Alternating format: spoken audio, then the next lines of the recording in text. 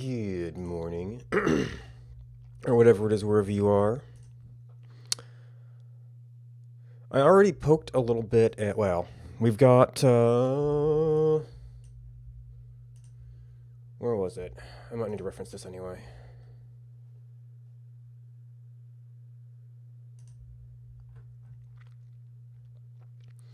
We've got the banding biomes idea, which I actually kind of expected Jason to move faster on this, but I know he's got a lot of stuff going on right now. I added the band overlay to the Bane map. And it looks like it wouldn't be too hard to do. I didn't realize that caused a cursor. I wonder if there's something I can do to make that not happen. It won't be too hard to actually try doing the biome switch to see what it's going to look like. Now, I do this at the risk of having to rewrite it later.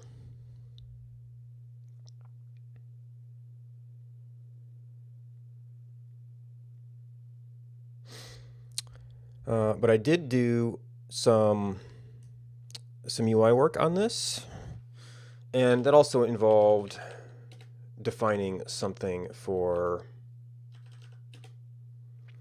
band height, band map, basically trying to keep it as simple as possible. And making this a virtual server was the easiest way to get it in there without making it some kind of option that affected everything from all of history, which seemed a little weird.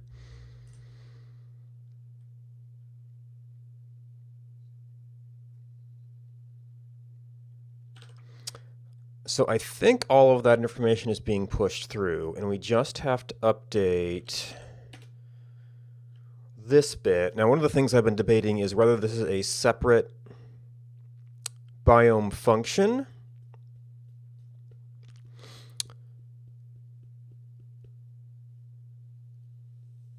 or whether this is a conditional within the function. I would guess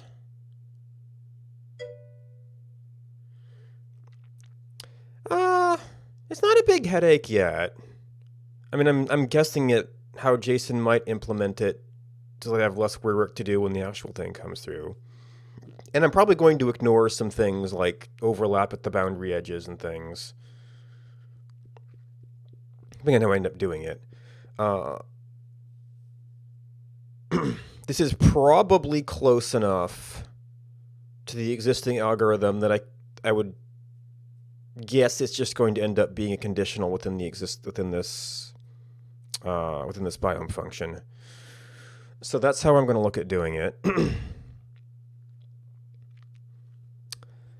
Now, sort of the most immediate ways to do that would involve an indent change on everything, which is annoying, but it's either that or we have to repeat part of our condition for 2 checks.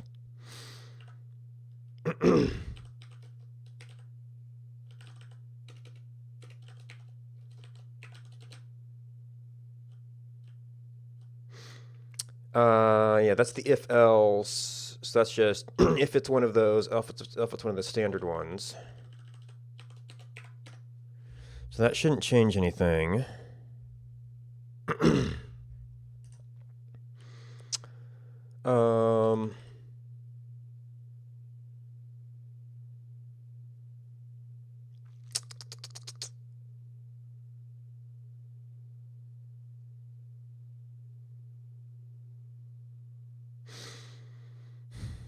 So we would be checking for some special condition. That could either be, if he hasn't pushed anything up to the code changes, unless the Discord feed broke again.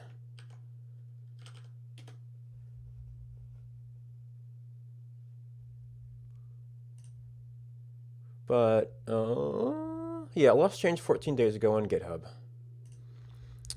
He is busy hunting for a house or something.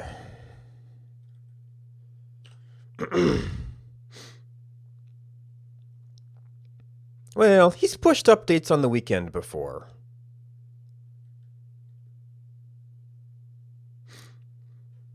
There's been a couple of times they've landed during my streams. Now, that was usually work that had been in progress during the week, and he just kind of finally finished up. Which, if he's not, like, checking, if he's working more offline and not checking stuff into GitHub regularly, that could still be the case. But probably he's just been busy being on the road and stuff. So I think we're actually going to end up checking for the new condition,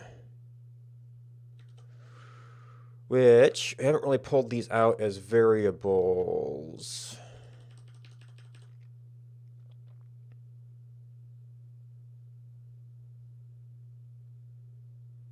Okay, no, these are all derived things. Well, numbiomes. That's a semi-derived thing. Ah.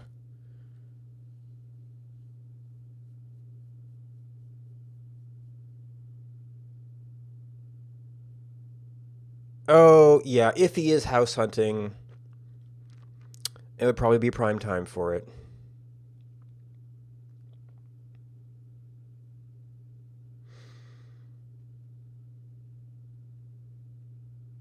So this is partly in emulation of the other code, although really we don't need any of the... Well, I guess we need a...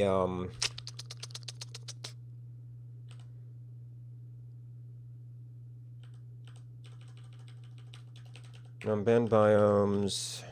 What did I call this?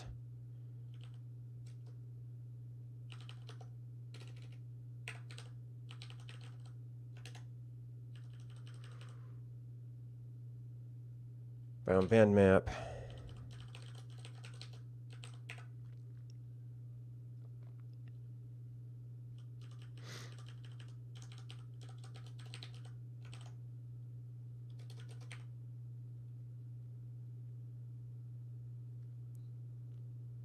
Oh, yeah.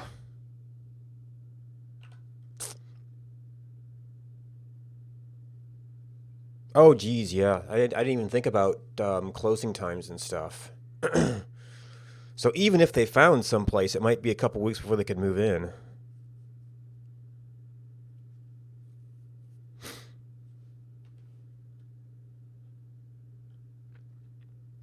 You know, and I know his scanner and stuff is back there, so they've got to travel all the way back, get a truck, pack everything up, travel back, get settled. Moving's a big deal. So this is picked biome, regular biomes limit. So let us, just to kind of get started here, what is the case where it goes, we're going to be in the gutter. Regular biomes limit -1. Now, I think you may have set some other things up here. No, that's second place biome. Well, picked biome isn't going to be -1.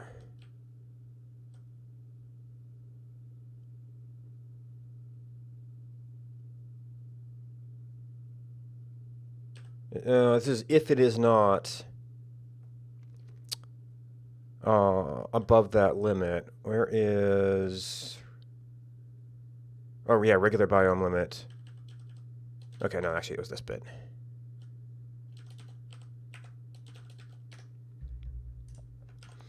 So that would give us all mountains.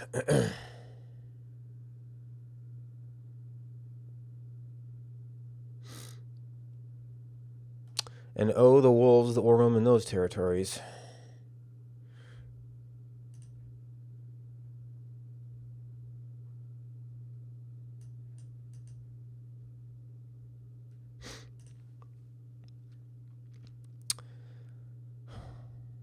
So this gives us a special case.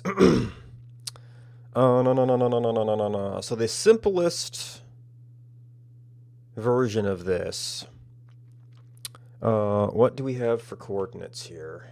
We should have an x and an ny.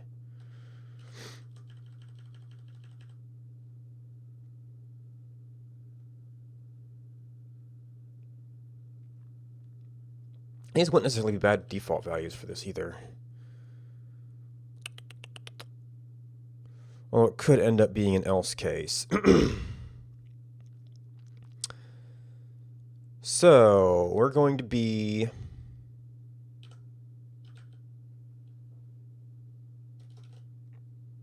if in y,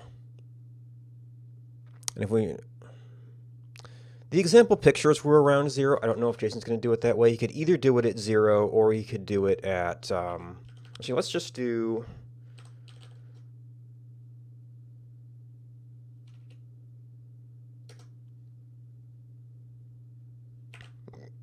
when I say that, not int, it's just going to be var in JavaScript, I'm thinking C.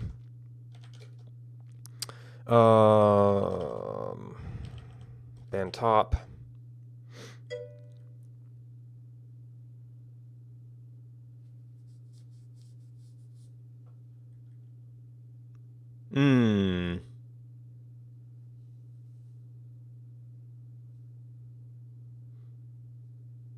Well, yeah, you don't have to deal with the sales and buying process. There's that.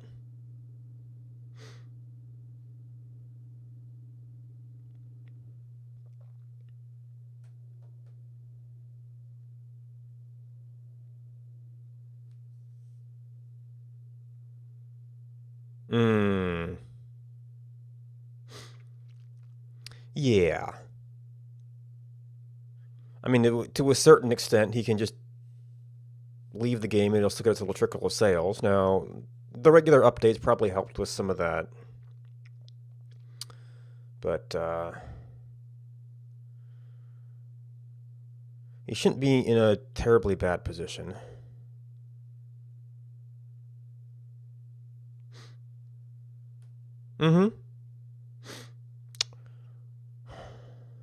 Band top is going to be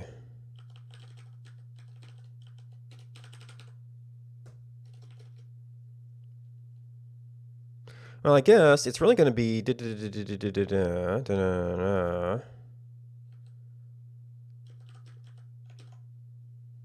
and band biomes and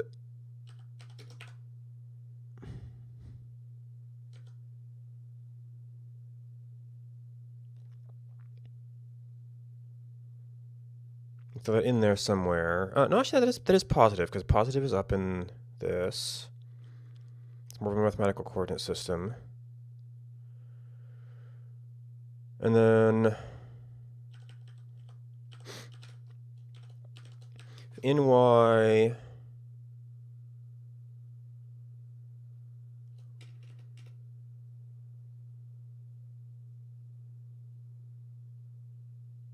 so band top would actually, I called it top, but it's just going to be the starting point.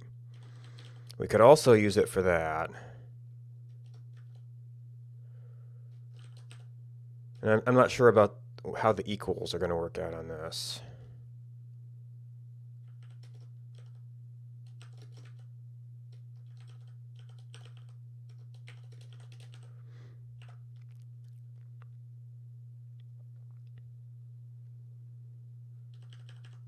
I guess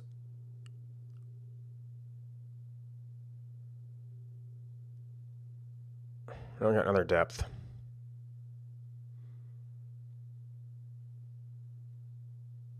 Well, you failing this, we still have like this scenario, and then if we're doing that, then we have to figure out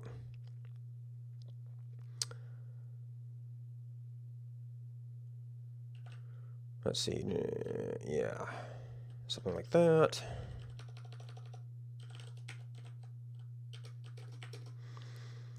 Equals less than band biomes.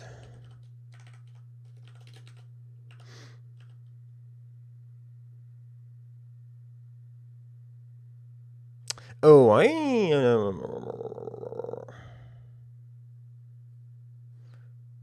I forget if that goes through biomap. I think it might.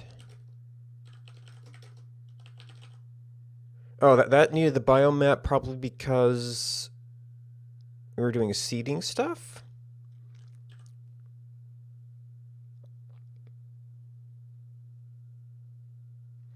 Whereas this doesn't. This is just...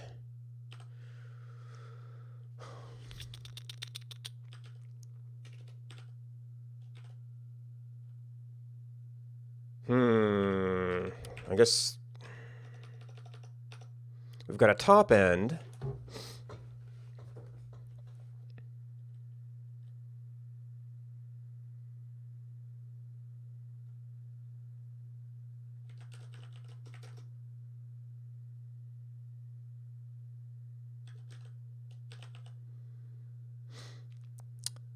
Which is band top.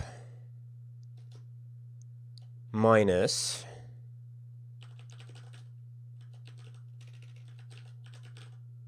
Actually, it's biome bandwidth, isn't it?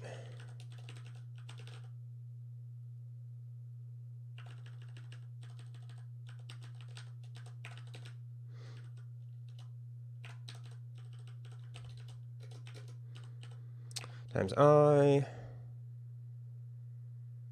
And bottom is just going to be top minus.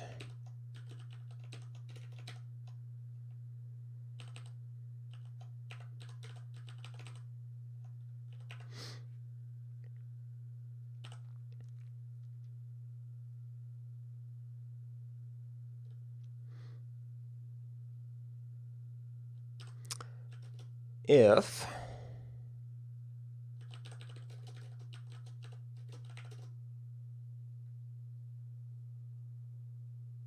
this isn't necessarily a it's like that could be a quick check, but I wouldn't want to. I'd hate to have any like drift between the two versions of it.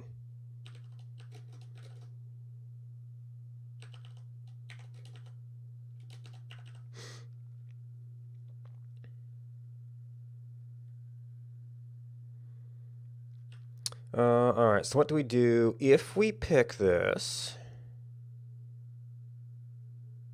Oh, he did a picked biome thing.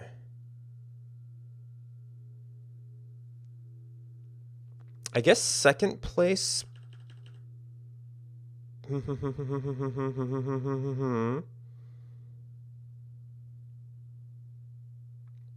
Regular biomes limit -1. So that is replacing that. The second place is still the picked biome. It's for the gutters. I don't think we're going to have gutters in this one. Unless he does it in such a way that he like does all of this stuff, but then swaps out the picked biome to be the band. And then still has the gutters between where they would have been.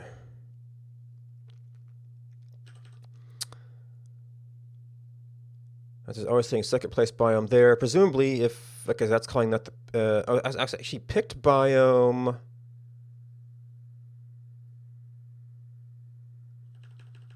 I think is the variable we take out of this. Yeah, picked biome. Second place. Oh, yeah. So this actually doesn't work. This is. That was actually some bad code there. Yeah, second place biome. Yeah, that would work. Actually, just to reinforce that's the same thing.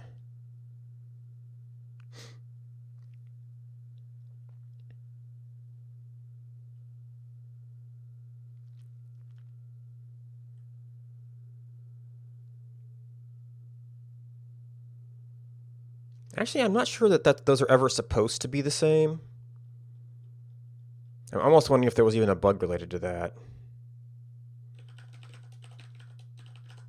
Okay, so that was actually a -1.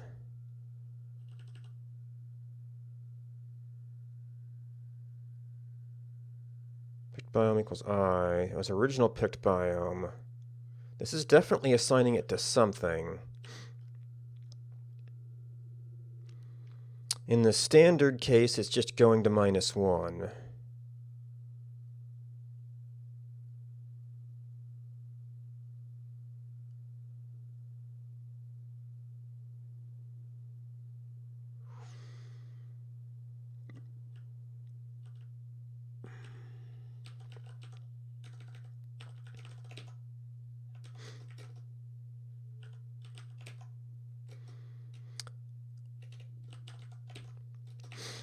Now, technically, I should be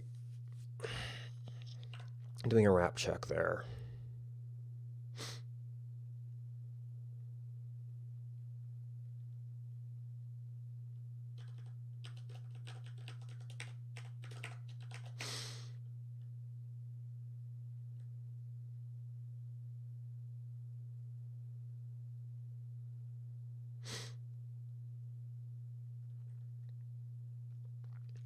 I guess that would then bump up the second place biome if we picked something.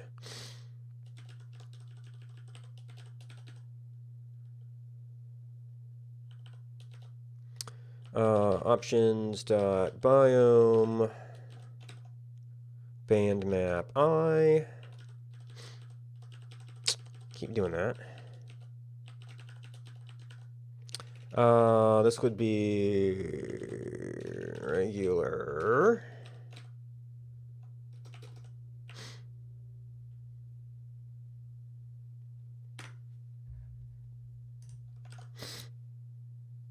Nothing crashed. Okay, so I would say that did not work.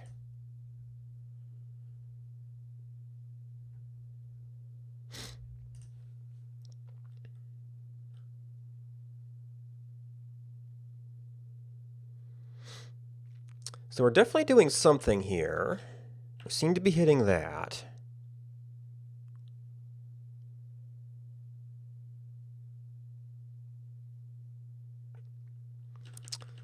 This is spammy as all heck, but do I have places where I was testing this? No.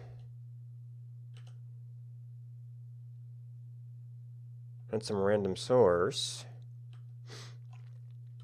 Oh, you need a whole giant thing of options.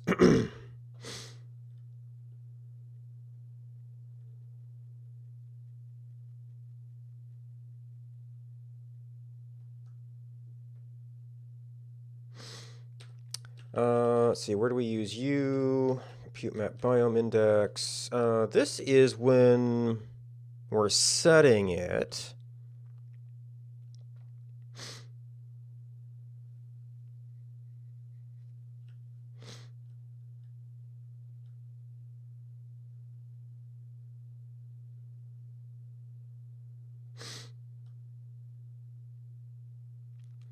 We've got our generation. That gets called options. Let's choose around placements.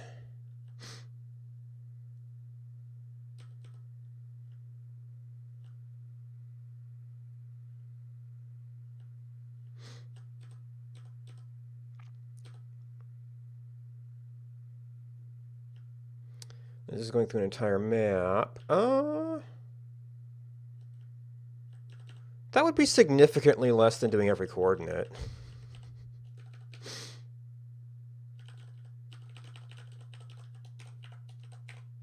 Of course, if I put any debugging in, then I can't. I already know what the output is. I need to...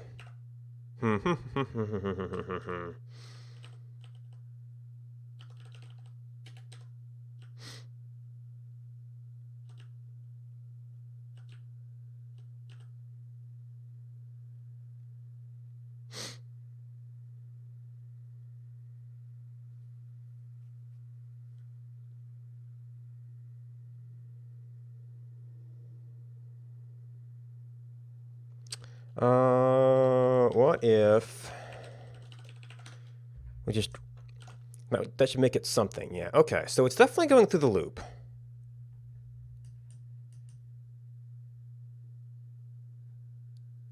We're not doing object generation. Interesting. Maybe I'm messing up my second place stuff.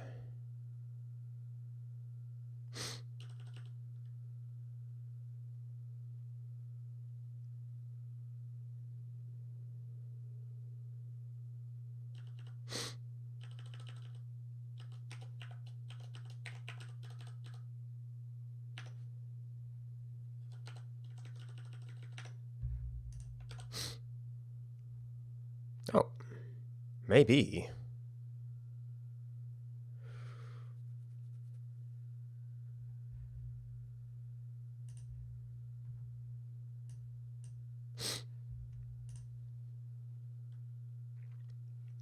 What if we made this one-sided? Oop.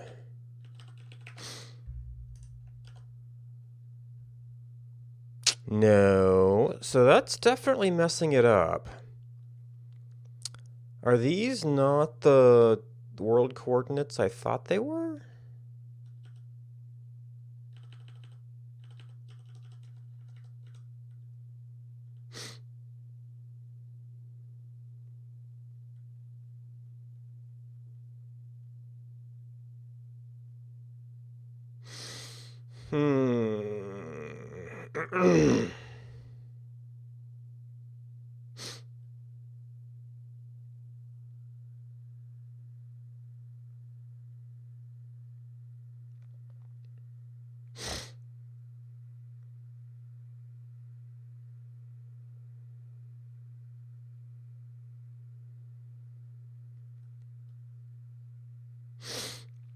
How do I get in here without destroying the browser?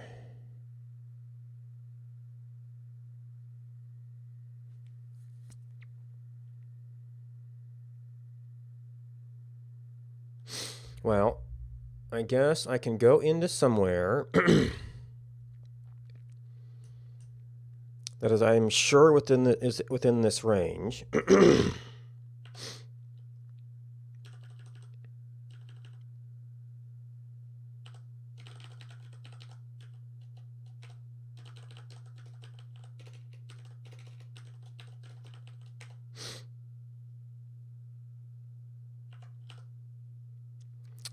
And what?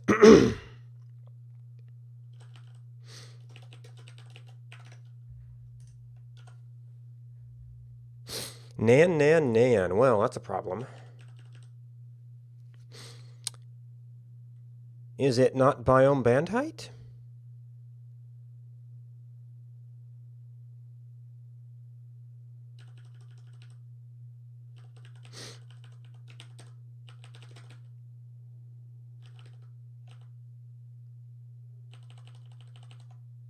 Biome band map. Spelling options again.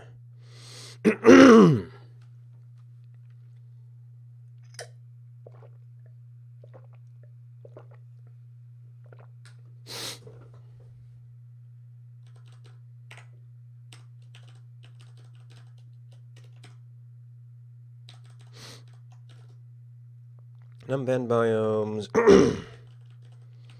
Options.biome band height.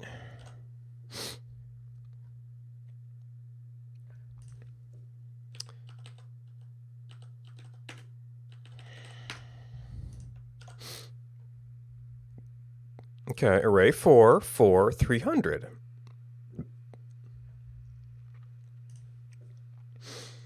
So did I miscalculate this? 600.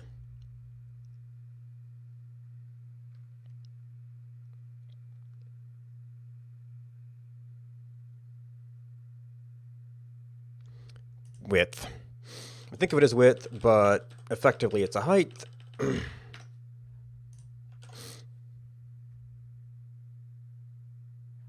Okay, that's all valid stuff.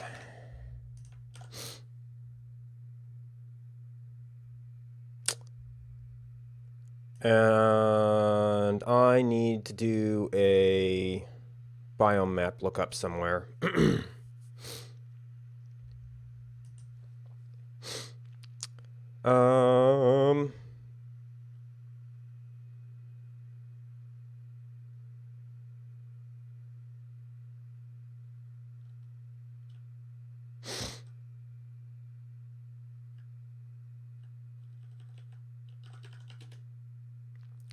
Picked biome. Regular biomes limits. This is picking indexes.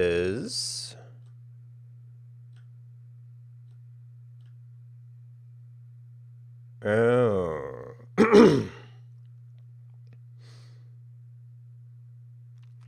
So I might need to change my data definition to match the special biome map.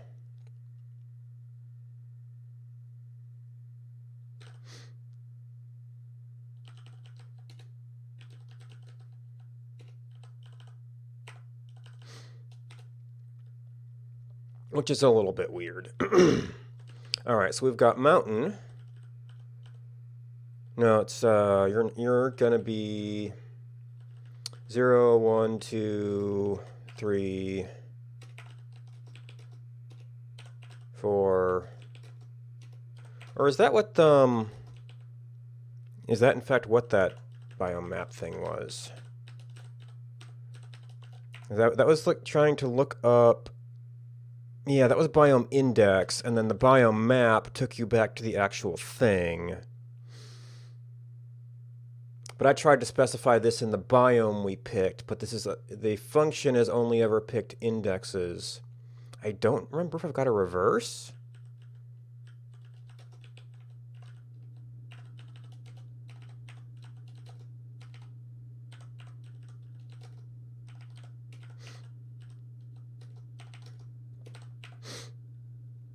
It would take you from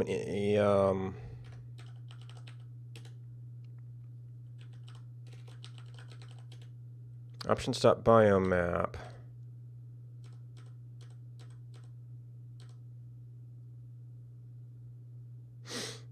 Is there anything that like reverses that? Biome index.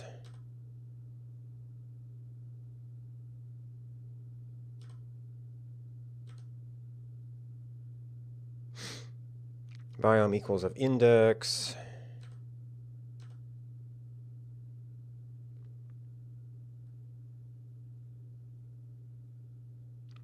Object.biomes.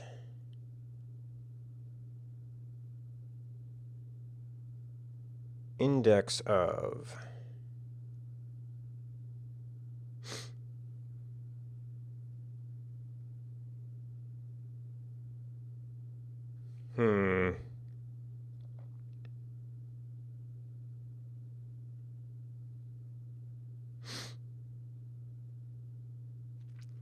Just specifying the indexes is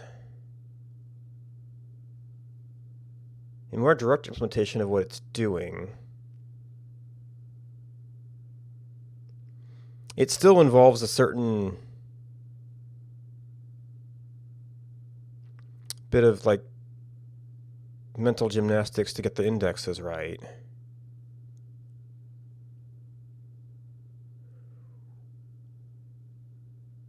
And you'd still have to think through like what is this to be thinking about what you want to place where.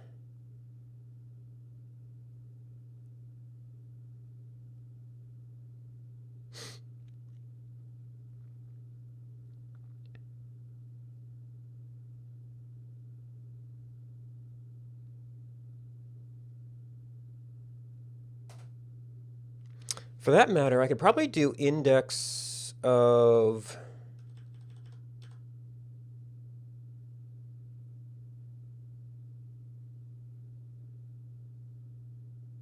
in biome map.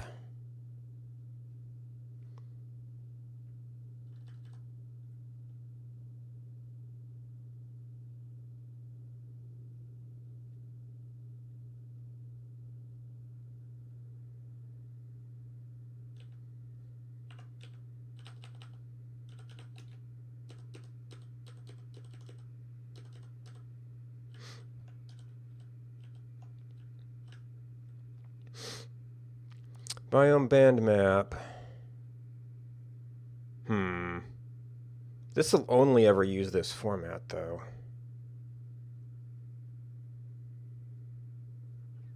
Well, let's see if that even works. Options, biome map dot index of.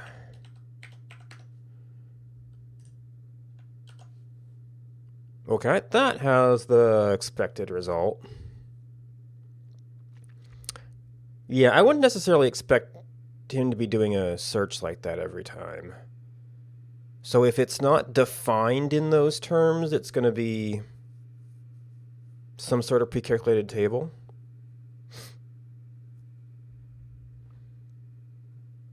Yeah, okay, so yeah. One thing I wonder is if he'll do anything to soften the edges.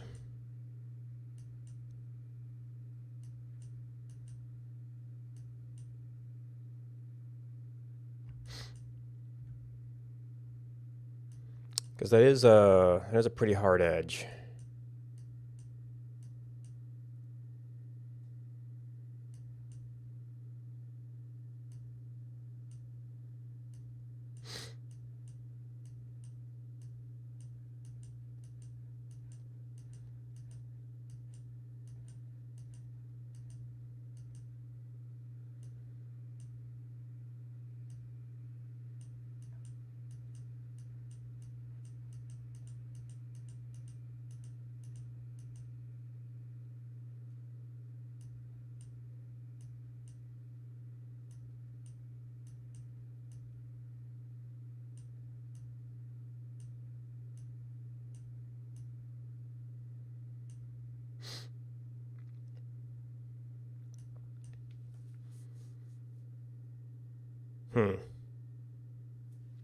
Oh yeah, and then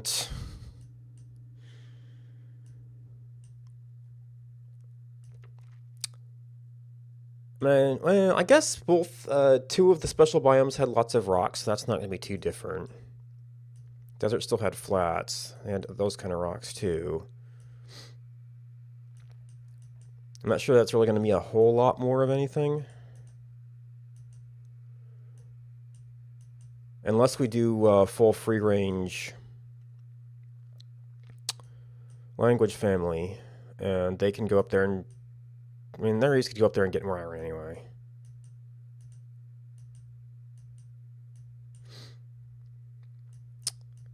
Yeah, so this is one of the questions I've got. Is it really going to be a hard line?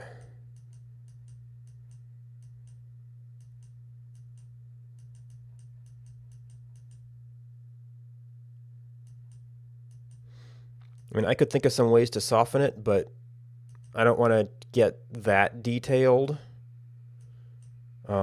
Just on pure speculative, unless I know that maybe Jason's looking for a way to do it, and that might help inform him a little bit.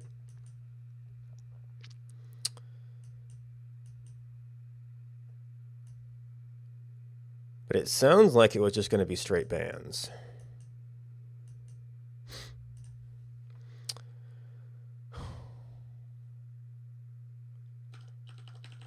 All right, so then there's this question. Do we redo this in terms of those?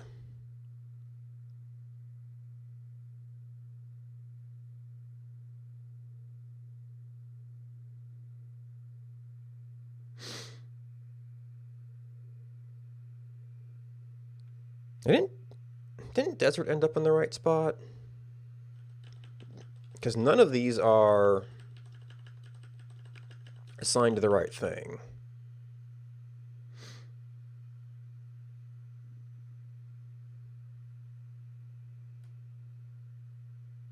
Oh, but then this is in a different order. Maybe that was what did it. So yeah, I somehow reasoned myself back through what was what. So 6 would be regular, so that would have to be the mountains.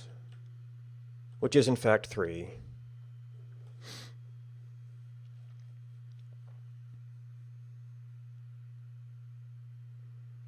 So I don't know if he's going to define that as biomes or as indexes.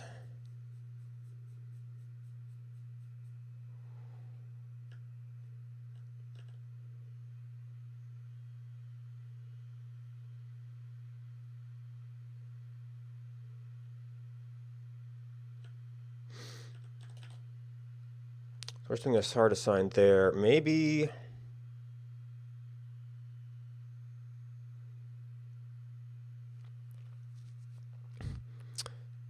I keep this, but store it as the indexes.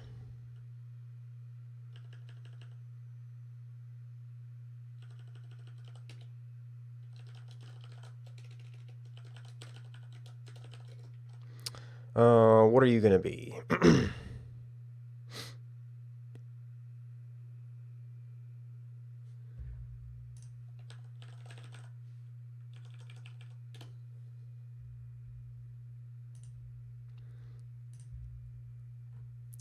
Range. Index of each element.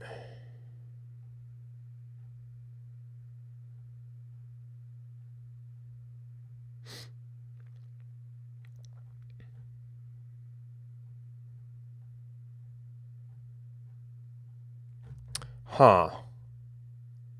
I don't know if there's a good, like, index of type of operation. Not going to be crate, not going to be... I might have to deal with index map.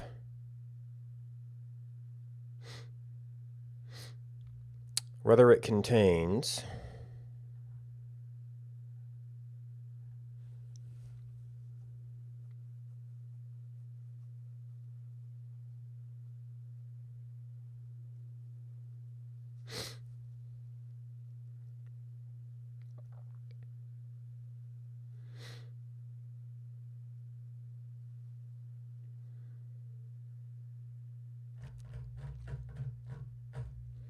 Yeah, Elm does not have good utilities for this. Let's see. So we would need to index of each element.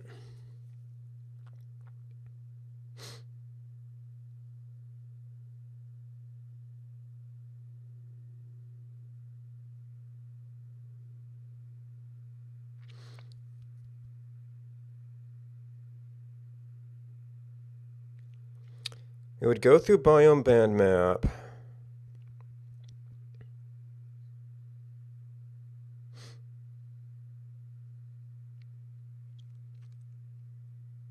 We would have to search in topographic biome map.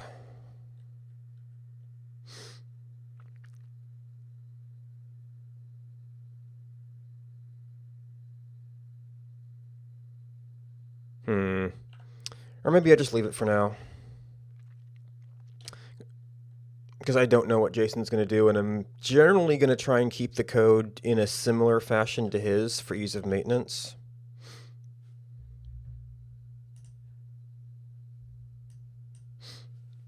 So that's just like unnecessary work right now, even though it's not necessarily how... Well, it's extra work as I'm processing this too. But we're only kind of seeing this in our special simulation mode right now.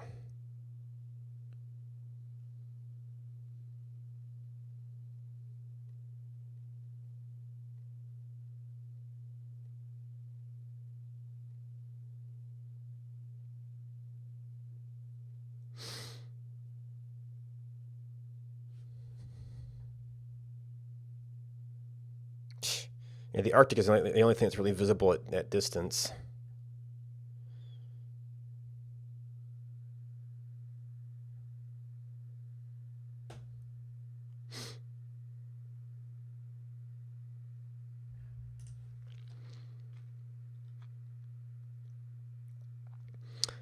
Yeah, Jason's setup is also going to have extra stuff associated with this to determine which family spawns there. Although there's already some connection for the bad biome stuff, so maybe he can be working with that. Oh. Right, yeah, I did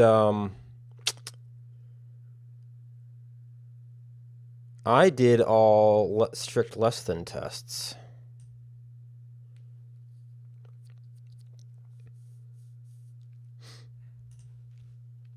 So that makes me think that's not quite right.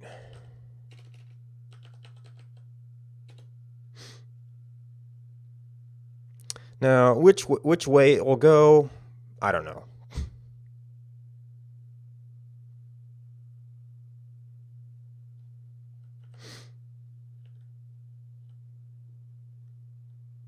It's like you can include edge A or you can include edge B.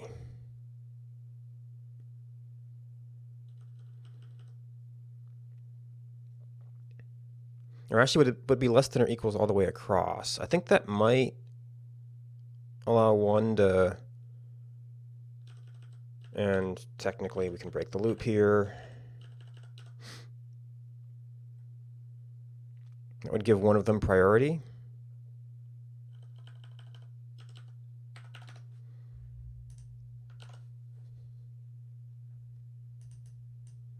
Yeah, so, I mean, maybe he's trying to work out how to make a nicer border there. I don't know.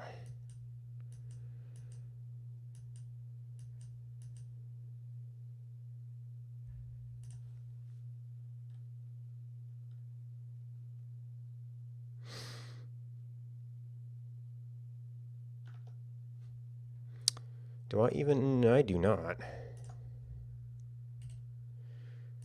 have a console here.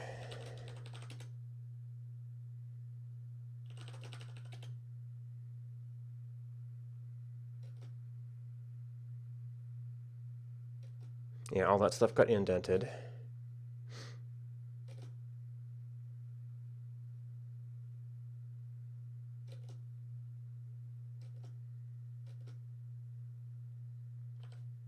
I guess I don't really need that.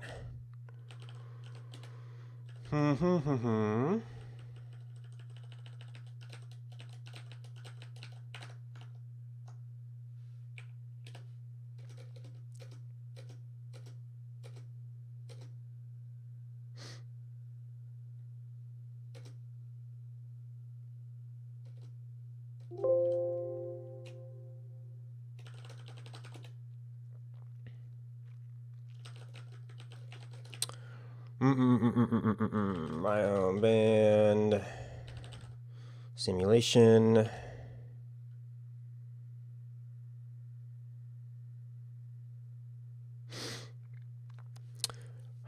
All right, so that's something we ought to be able to publish. Now, I have not been...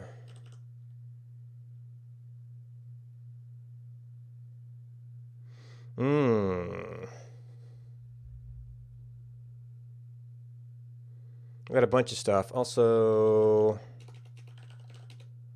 I know search was a thing. Well, we got client side and server side.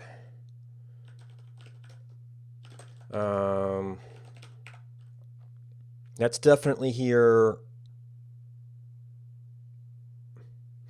Search indexes is almost a different project thing.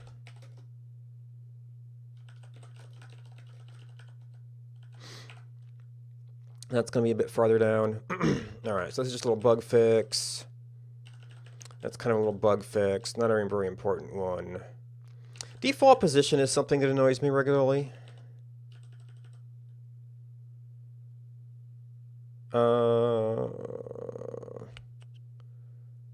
This isn't a very common thing. That's kind of a little bug fix.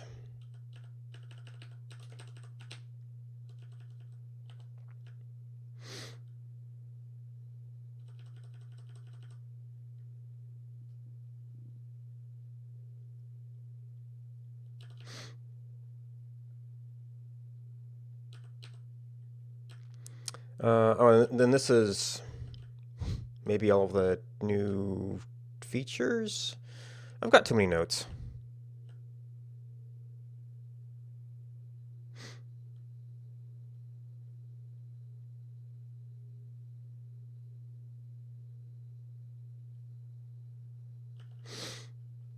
Oh yeah,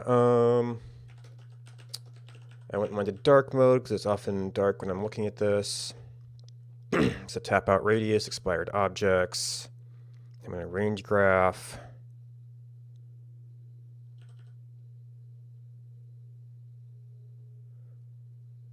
I kind of did this.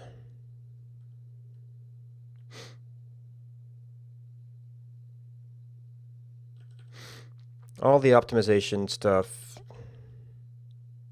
gonna kind of be down there a ways.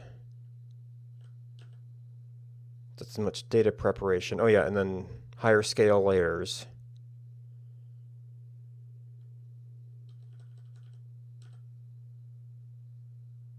Rift sizes, I mean, that's kind of moot at this point.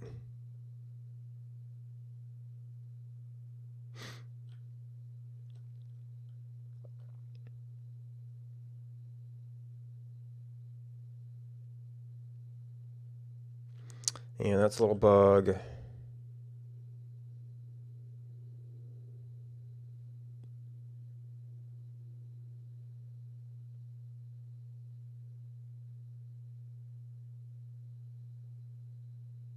I think I've kind of got this now. Because you can look at any data.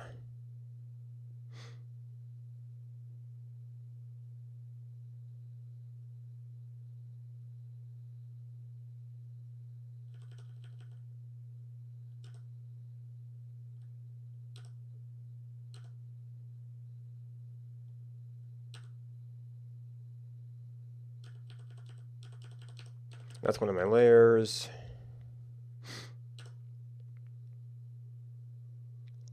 Biome age times. I don't remember what that was about. Let's see. So that would be a nice to have.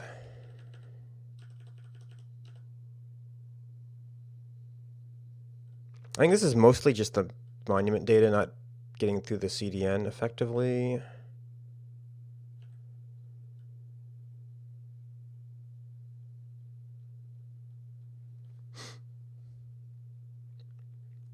That's optimization.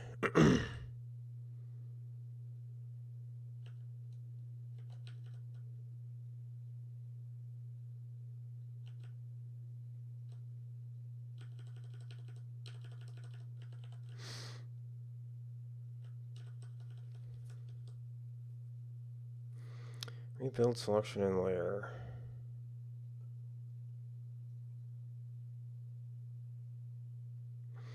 I don't remember what that is.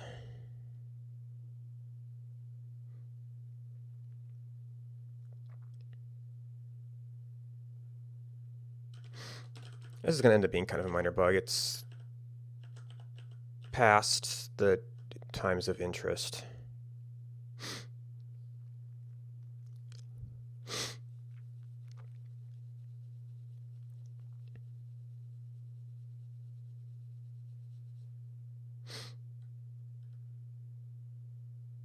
Oh, and the spawn seeds become not an issue. They are no longer doable, so I don't really see the point in doing the old ones.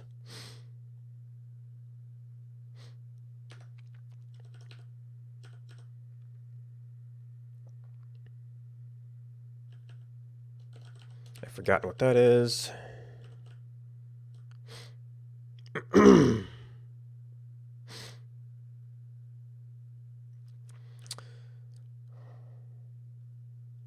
So that should be an easy bug.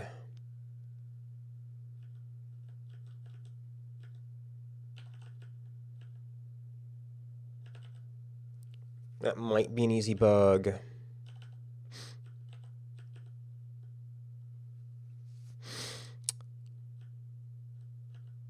Extra feature, extra feature. Big project. Kind of a big project.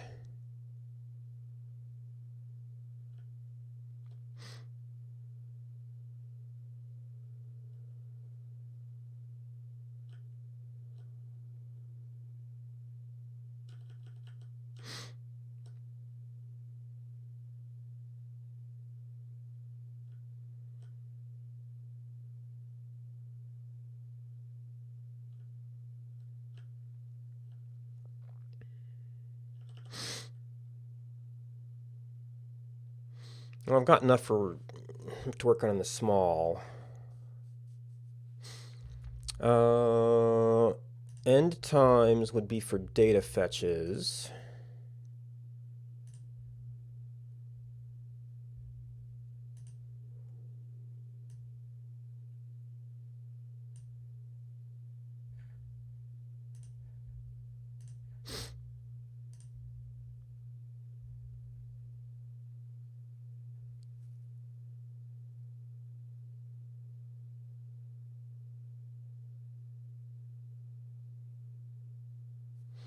Yeah, what the heck is that?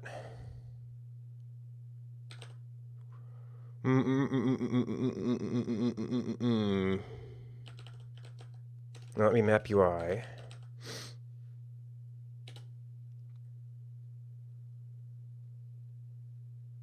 Oh, and we don't actually have a server right now. And time. Oh.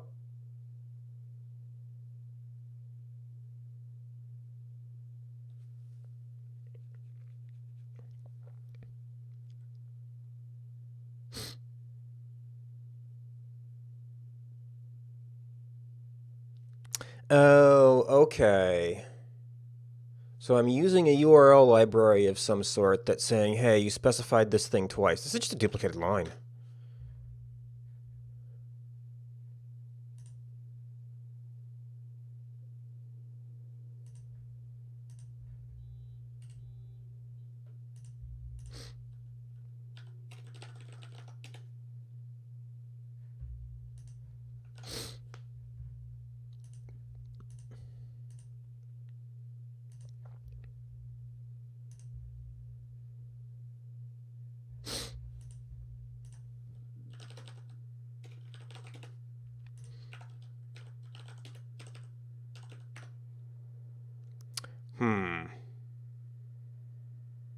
That's going to be a tough one. Dark mode could be a little bit of work.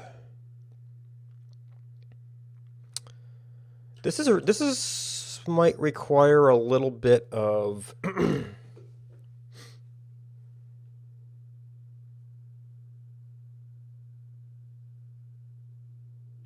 server information.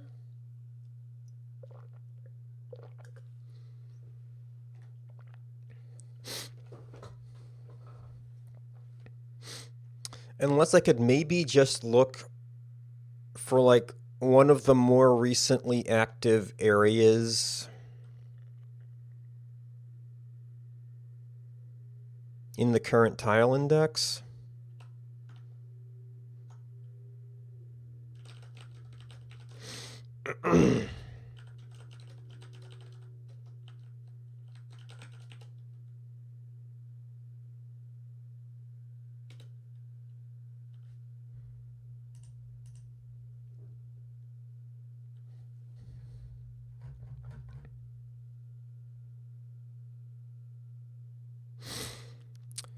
Object servers.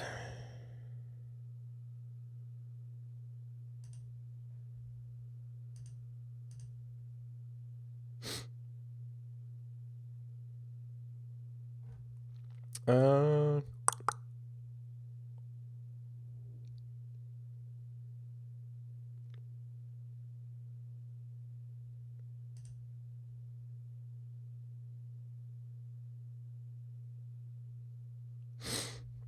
what were you?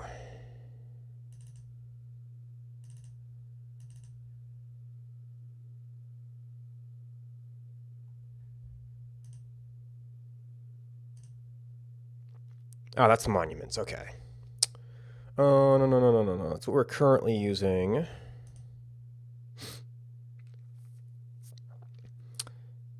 Time 21.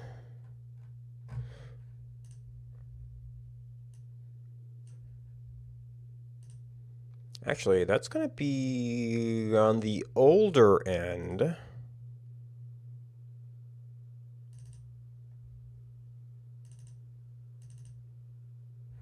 Are these per...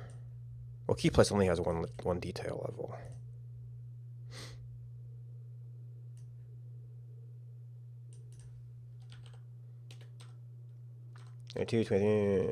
So if we take the most recent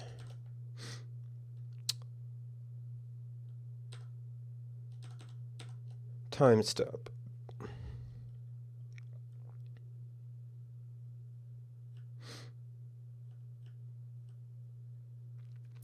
I'd have to like run some kind of clustering on it.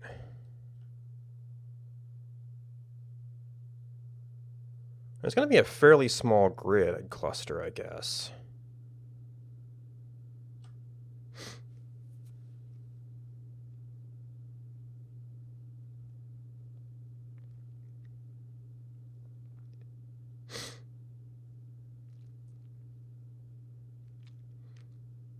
I could look for things that were active in multiple segments.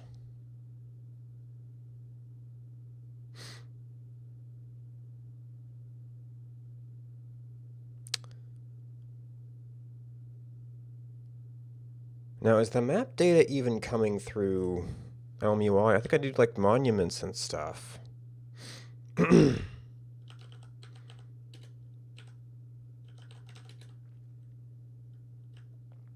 Load tile. Yeah, probably not.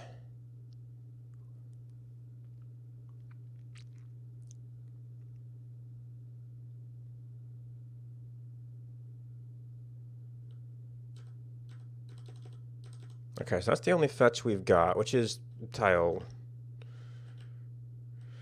Give me a tile data cache. It's going to be a key index cache.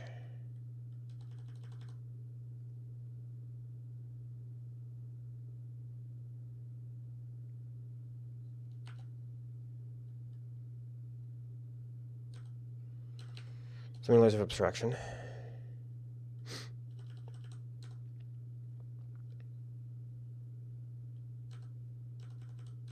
Log is a tile log, which is built on that because it has to have a base layer. I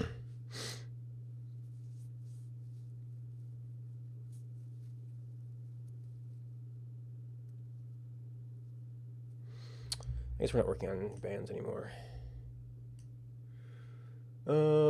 Let's see.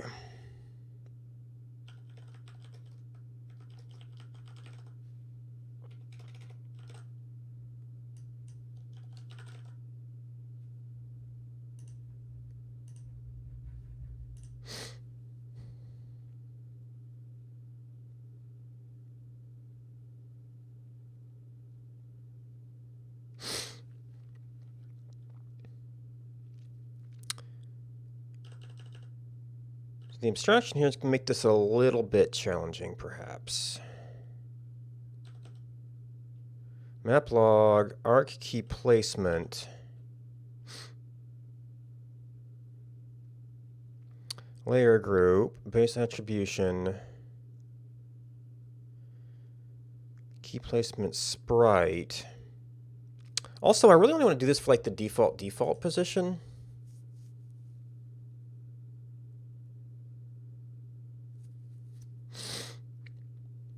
Right now we're waiting for monuments to come in for that.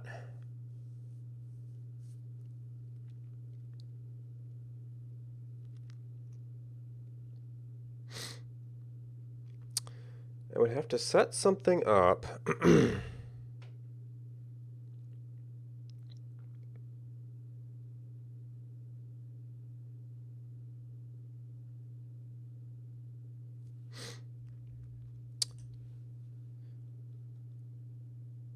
Well, we've already got these kind of movements. So there are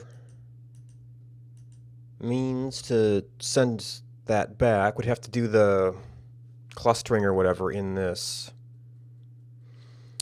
So this one, I'm not running my server right now.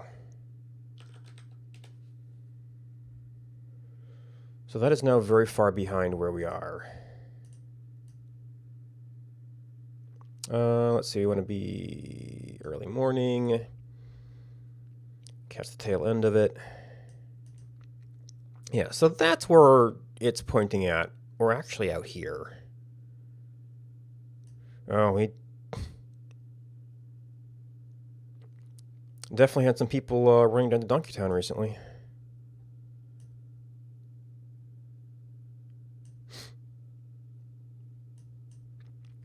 So we'd like to be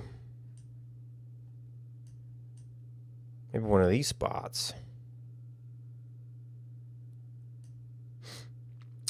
That's based on lives.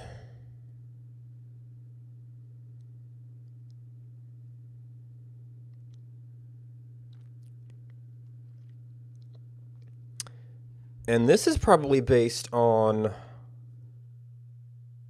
the map view, which we wouldn't have set.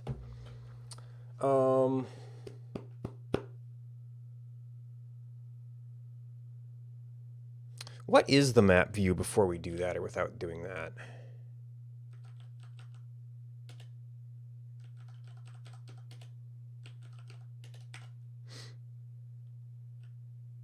Check default center.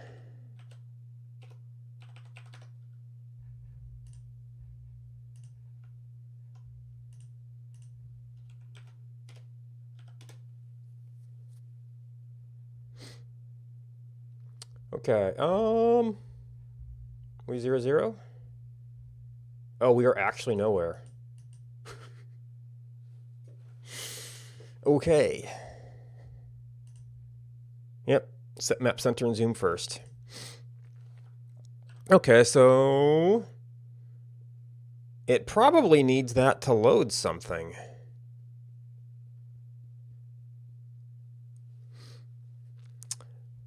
Although maybe I could arrange to do a key fetch for...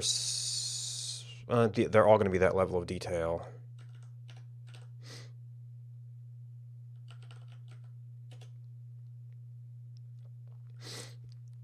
Key placement clee, date.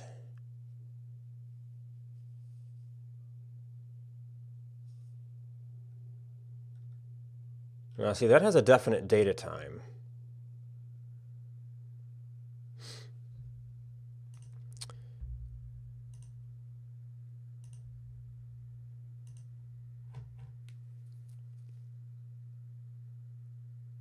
Well, we're going to have a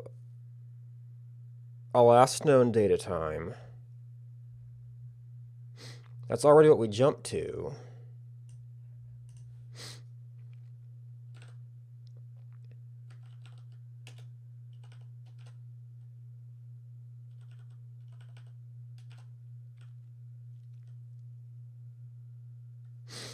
Recent equals monuments. Model.map time, or nothing. That only sets the center. You have a default time? No.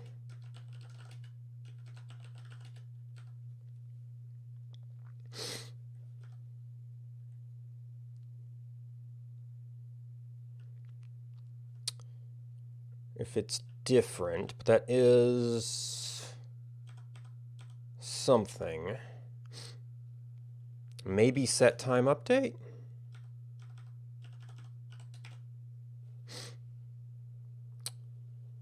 When we get the span list.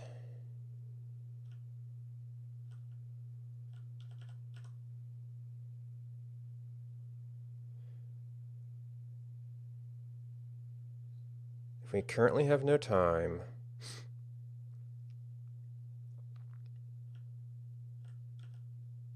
Maybe set time is already a POSIX. M last time.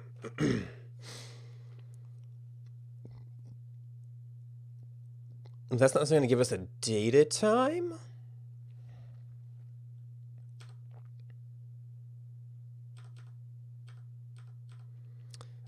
See, that ends up sending leaflet current time.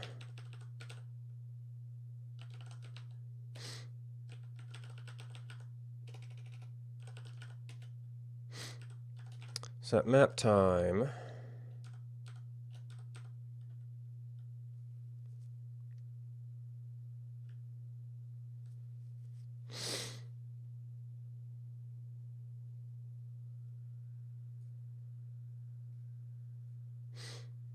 Base layer by time, monuments by time, rift layer.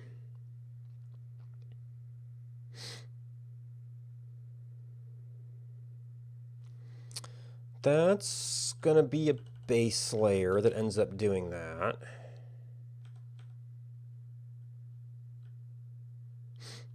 If it's anywhere in that range.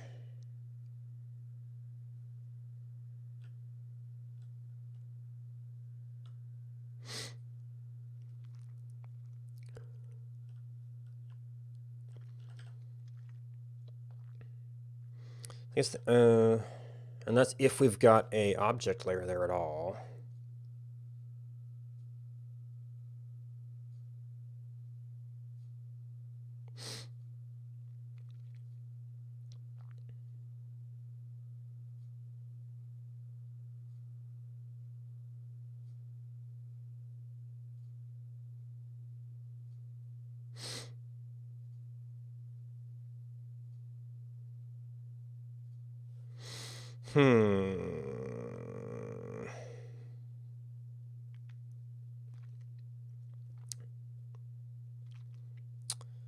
So possibly in order to have it even fetch that,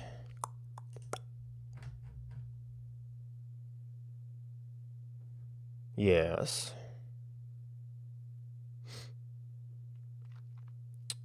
we have to jump to a spot.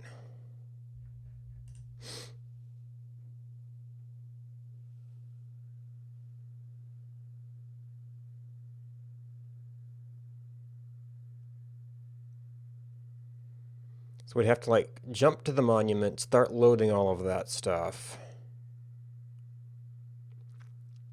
Then when we get world data, we would jump again.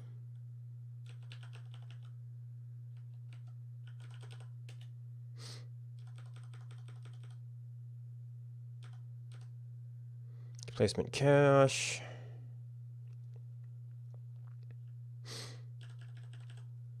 Key placement sprite with that data.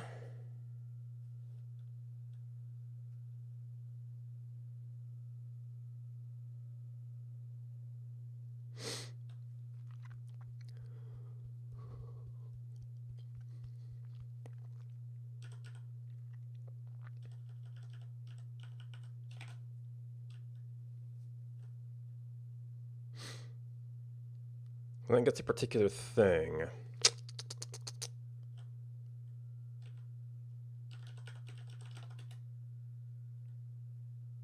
Is it not index.json?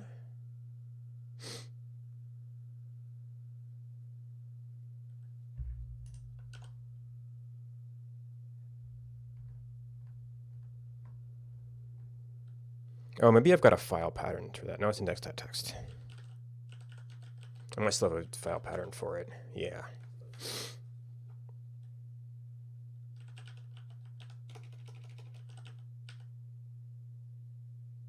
Tile, yeah, it'd be tile key. Oh, it's our like our only fetch.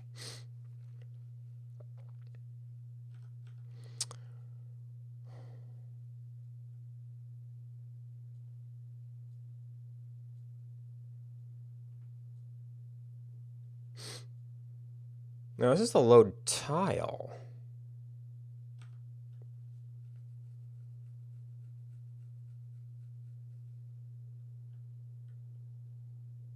Could I be using the same thing?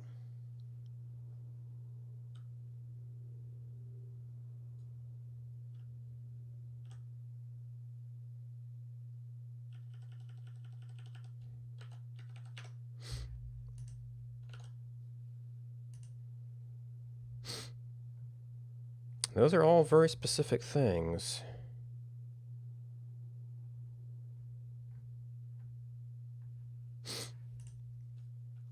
Am I fetching indexes from Elm?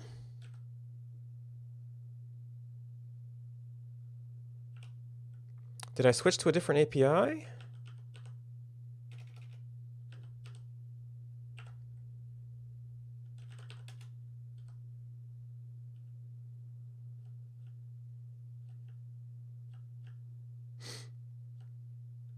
Get tile. Cache load tile.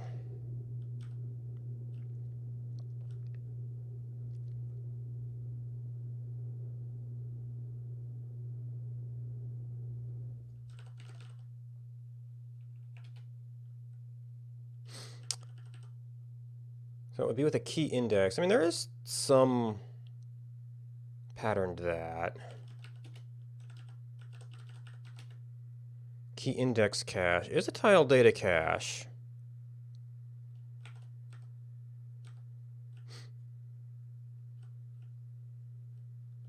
Maybe we just don't pass much coordinate to it.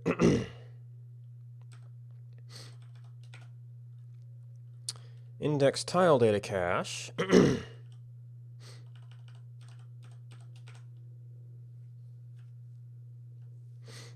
index cache load tile chords. That is doing... What were the chords then? Or is it using any old chords from the first fetch? Yeah, we do that one twice.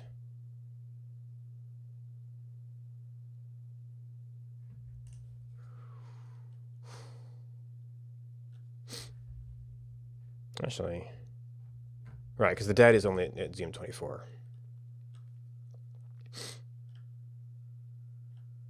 So index cache is just a generic cache. This thing indexed tile data cache.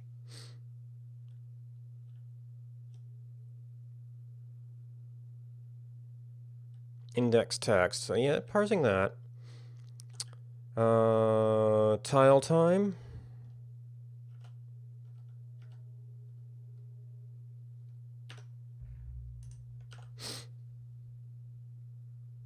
Okay, so that's like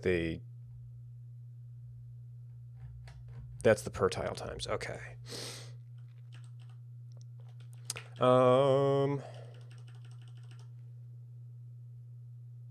If it's a time, then it's current time. I think we only use that in here.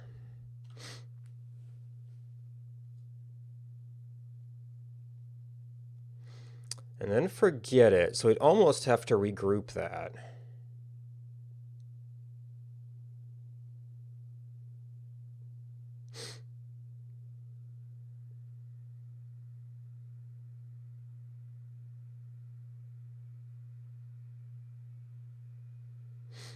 Or rescan it to get the most recent one.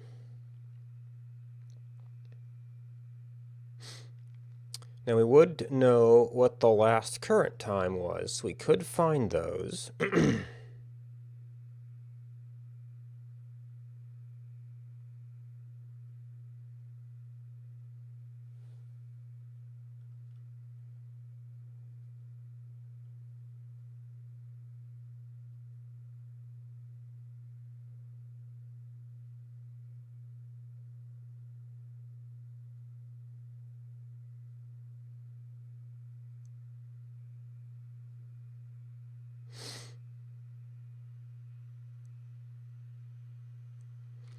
I'm debating whether it's worth keeping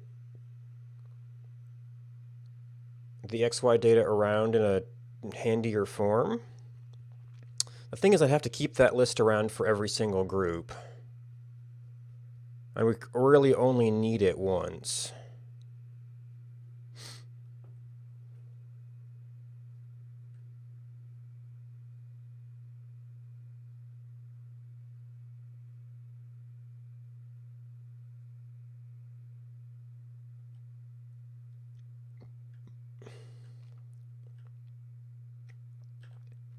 Wait, this is for a particular... Oop.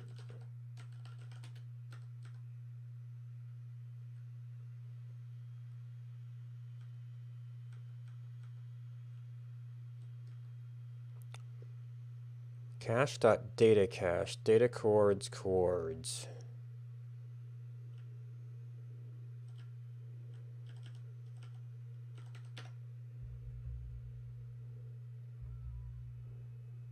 All right, we were counting... Oh, this might be very, very inefficient. I did have something about keeping cached parsed indexes, but I didn't think it was this bad.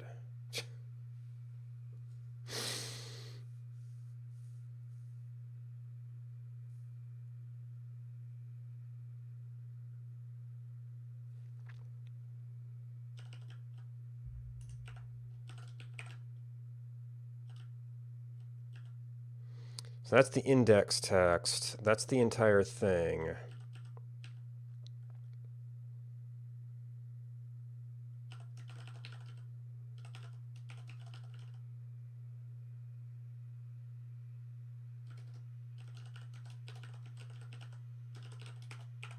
It's like it's cached, but we're reparsing it every time from the looks of things. Yeah, okay, that's a little bit of a a bigger issue than I thought.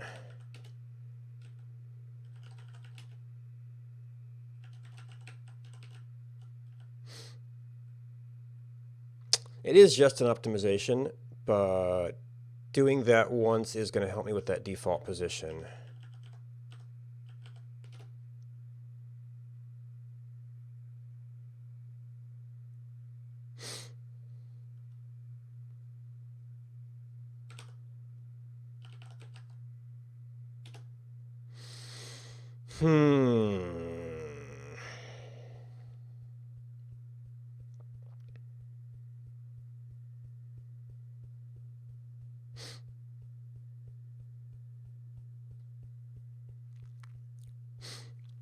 So that's using the chords of a particular tile, which is going to ignore the pattern we're using is not going to use X and Y.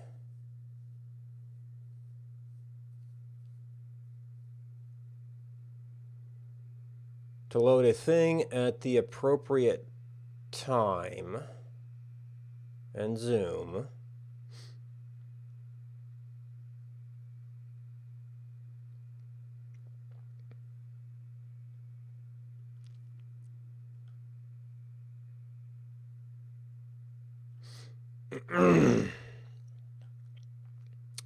What you need out of this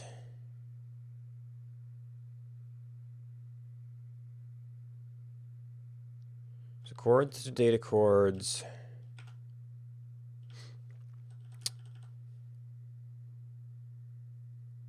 Is the time from which to fetch that coordinate.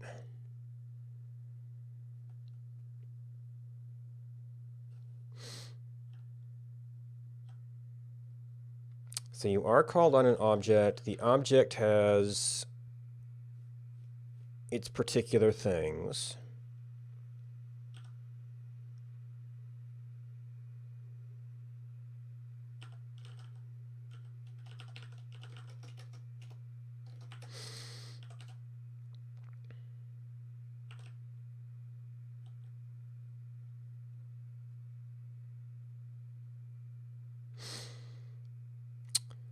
We can do that locally, that's fine. But now we have to care about whether we need to fetch that or not, and then make all the appropriate stuff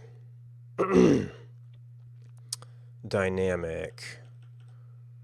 And that's all returned from a promise.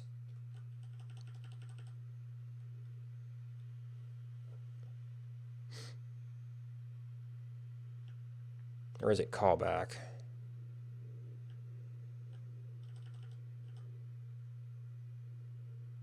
It has to be a promise, but that can also just return blank, which is not necessarily a promise, which gets a little weird.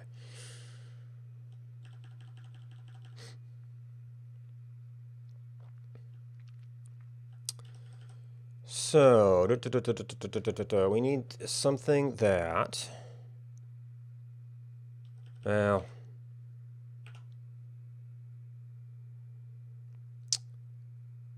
the thenning here might be the issue.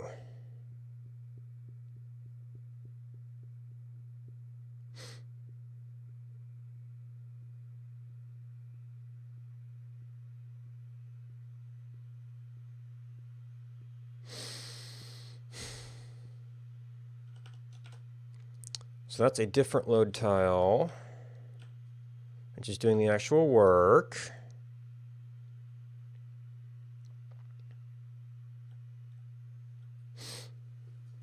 Yeah, promise.resolve space. Else we come back and do that.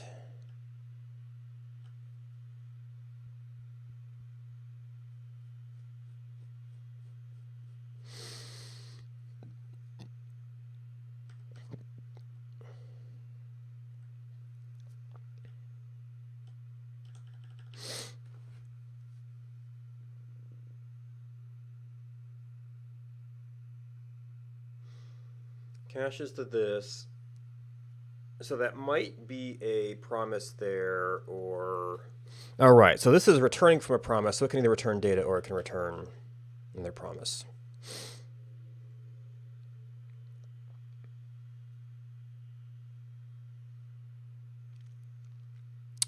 if we might have an immediate answer, we have to be careful to return a promise there.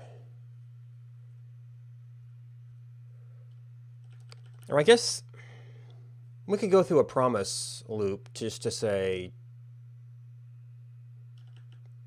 hey, here's my tile times.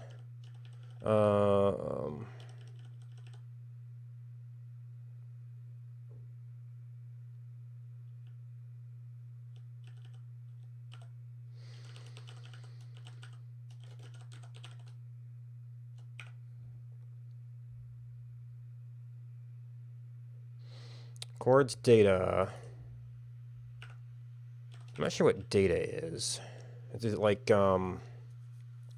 extra information? Oh, data has the time.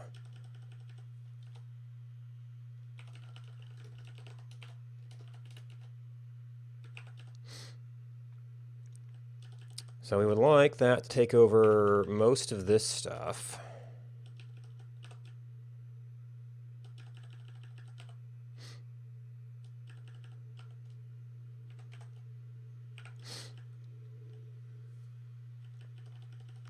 No, so that's you.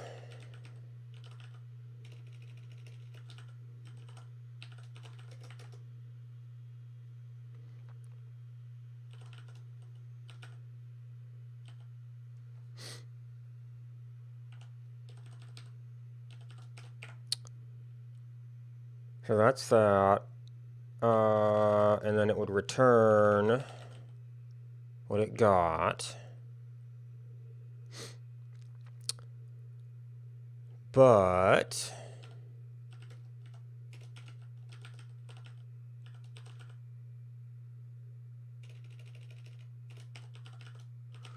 oh, how do we know if there's any, if it's an object index?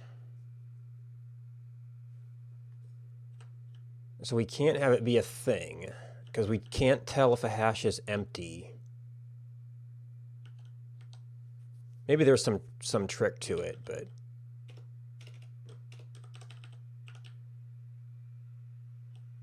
it does. I don't think it has a, like, arrays have lengths, but that's based on numerical indexes. I guess you could like check the length of like object.keys, but that's like going to return a whole array and.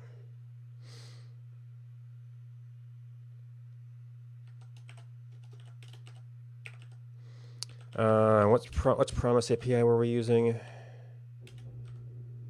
Promise.resolve.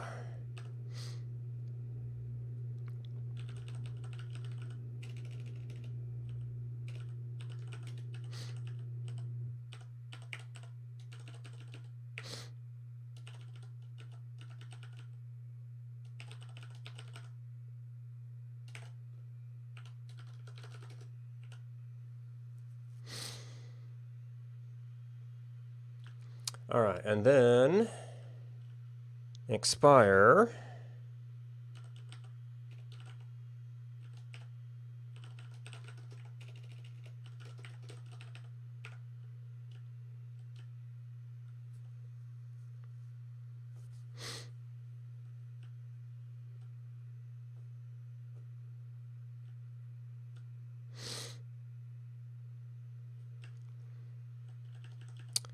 All right, and we were checking how often we actually fetch this.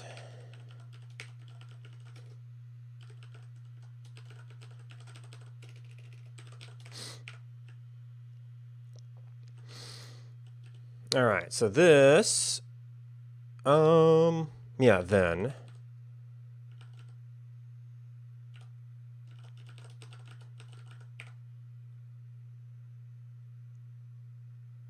Function index text.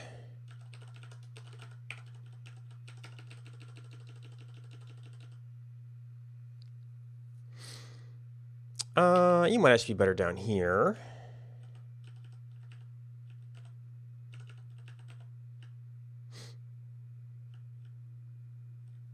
Which I guess would serve for that. All right, the data chords we're actually going to use for this. We look it up in there. We're in a promise, so it's always going to be a promise. And bug. Index text.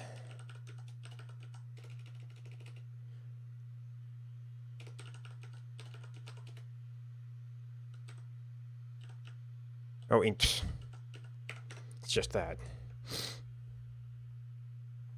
That's still going off an awful lot. Oh. That might be the issue. It requests all the tiles at once.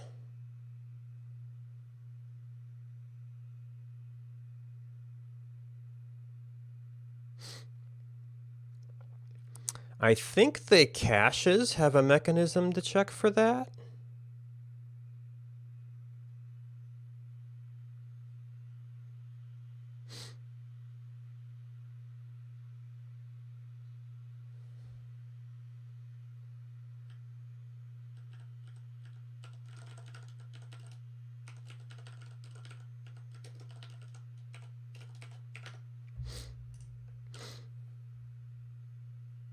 Yeah, that's the issue.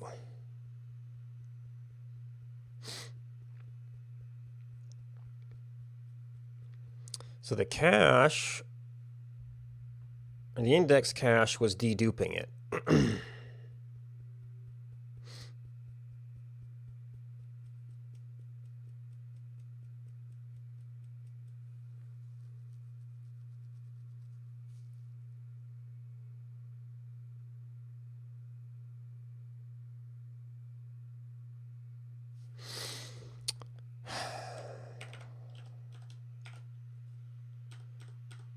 Index cache, indexed tile data cache, which gets a key index cache, which is just a tile data cache.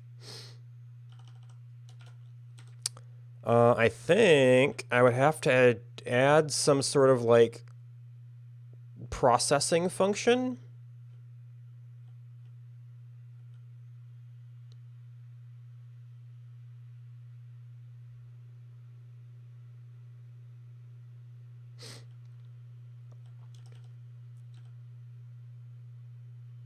It's that index return record.promise. So yeah, if it was already going,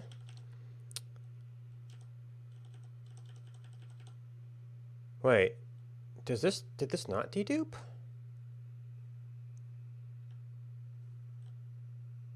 That's load tile. Oh, return the promise. The promise might have been resolved.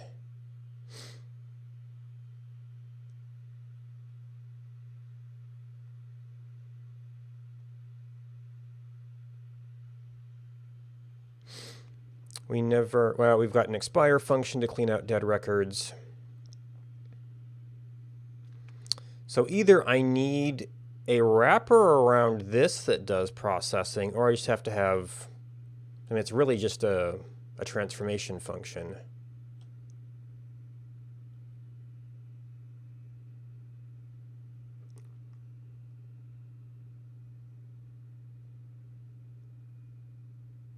I don't know that there's going to be a whole lot of other things that are going to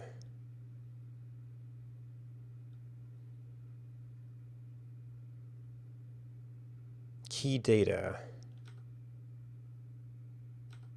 That's the placements and the actual map logs. There's some parsing there, but I don't know. I'll have to see how often that happens.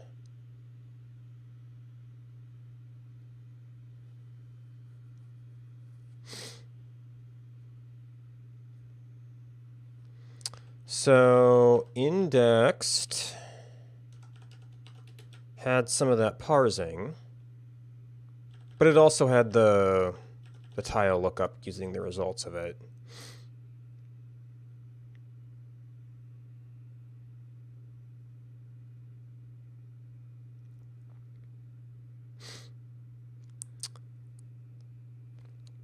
I guess a cheeky way to do this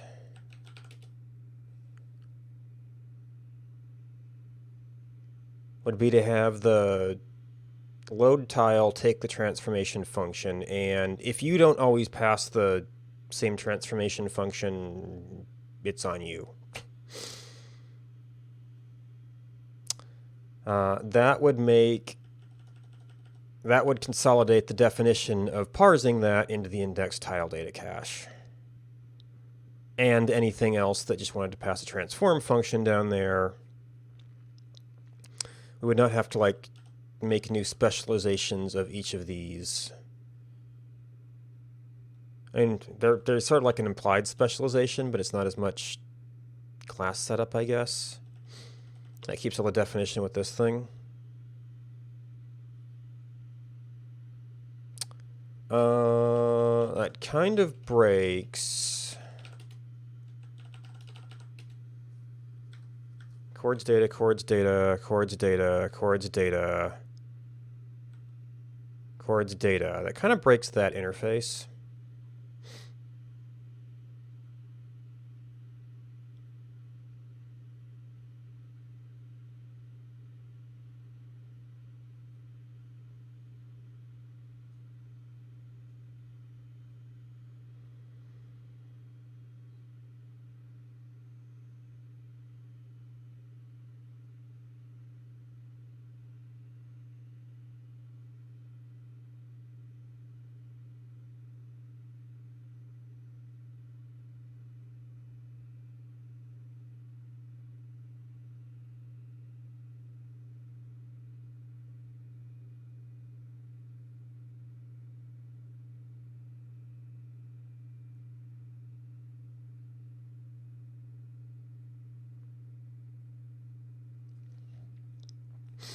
I do know what these things are all made for.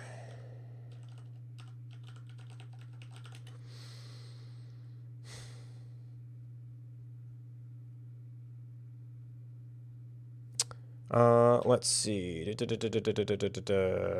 Tile data cache. Class extend. Options. Initialize. Set options.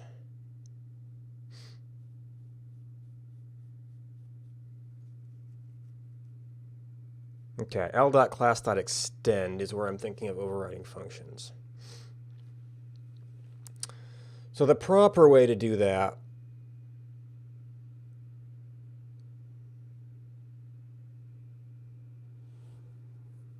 would be to index tile data cache. Now that's just a class extend. Then you have your own little interface to it.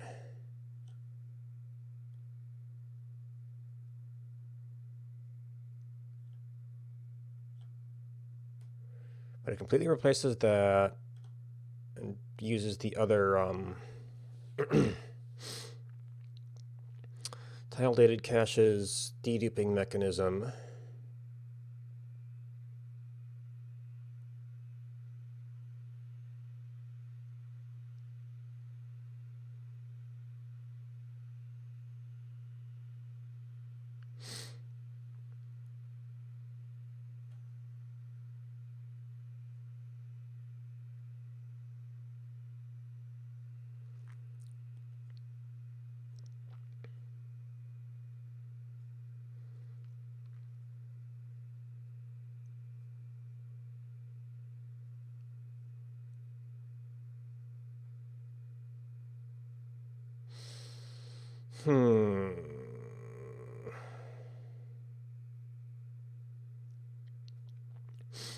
So here's just a generic file cache. We've already got a thing called indexed tile data cache. I guess that's indexed tile data, so that kind of works. This would be like a class that's like a key index cache.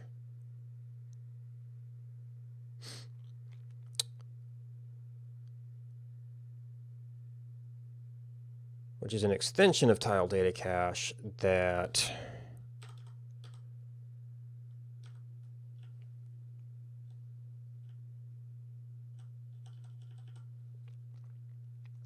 does some kind of transform. I'd probably want to set that up as a generic hook here. Like maybe it's just a no-op function.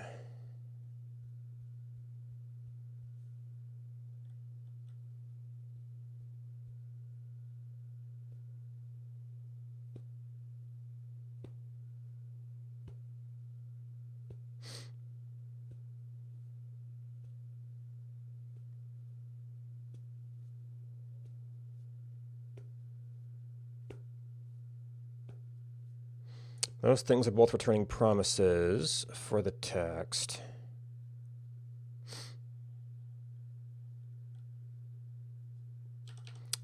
I could set this by an option, which might be convenient for just a transform function.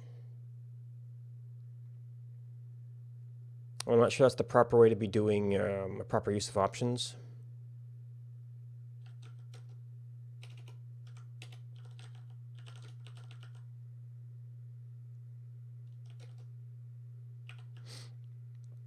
So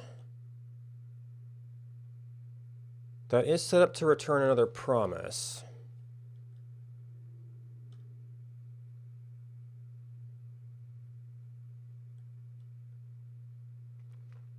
So this might itself have to take a promise.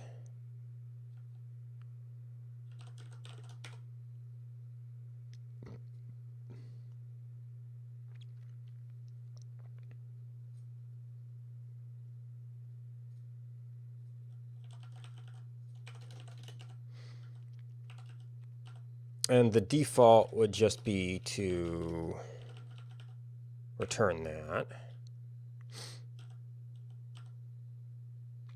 Do we have... I've been using this here. I'm a little bit nervous about it this far down.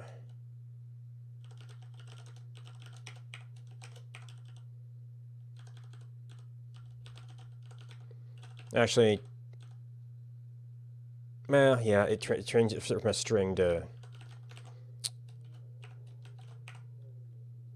an object, so that would be kind of not good if the interface changed.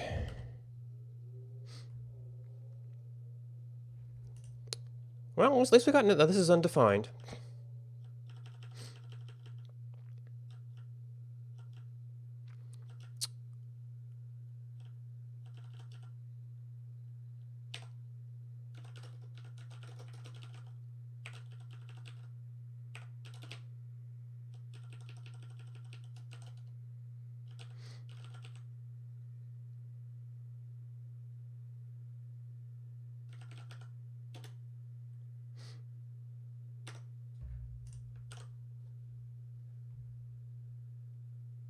Trans response. Oop.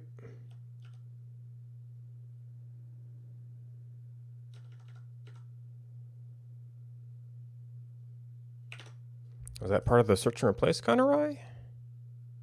Okay, not actually broken.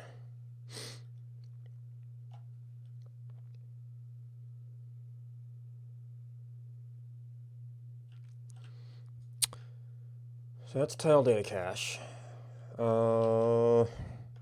We do tile data cache. We do indexed tile data cache. Decode key. Let's see. Is the tile key? Okay, that's the kind of tile layer. Tile log, and we do all the setup down here somewhere. And then map log sprite.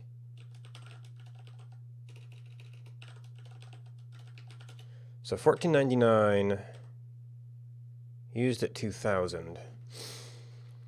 Refactoring everything I need to do. And then index tile data cache, which is already kind of close to here. Get tile time. Yeah, tile times.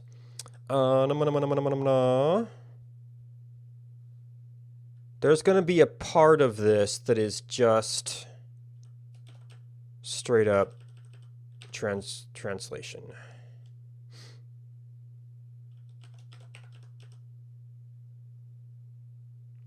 And what have I been doing here for those helper functions? Just equals.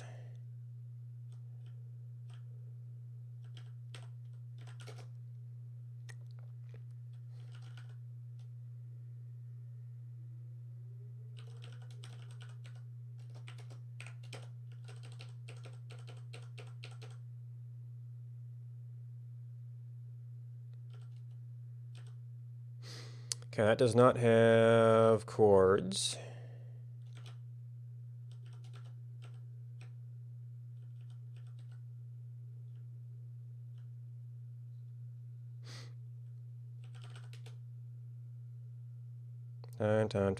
Time. Okay. No references to those things. Oh. No references to cache.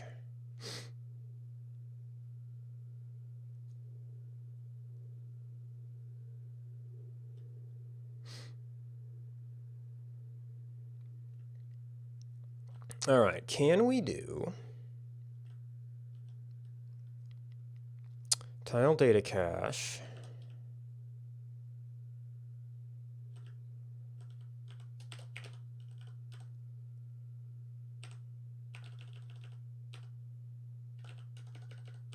Tile index cache.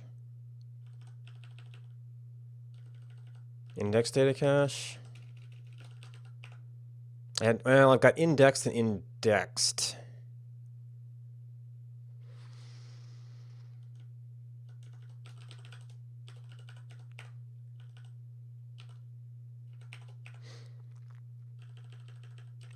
L.class. Can we do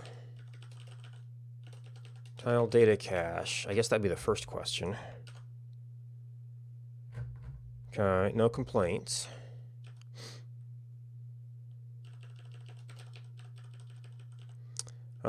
Transform tile. It gets a promise for the text. It might just be parse tile index.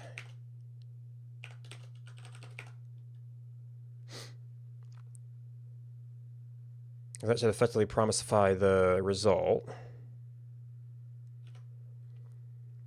I guess what I didn't check was even before that.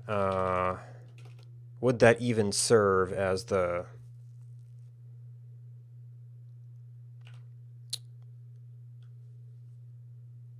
as a basic cache? What was it?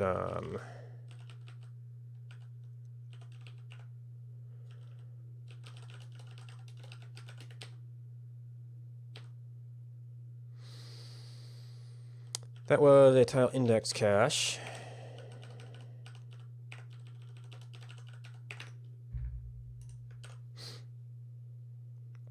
Seems to be working. All right, and then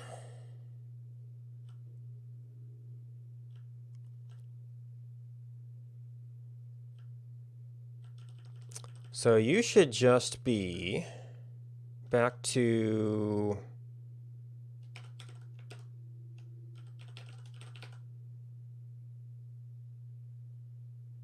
load tile, and you will get tile time as that did.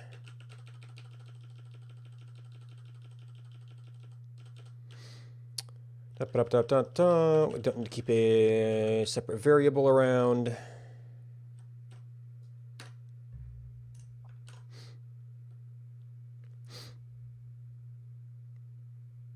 Okay, so we're only printing the length. That was really about all we had short of printing the entire thing. And we did a whole bunch of load tiles.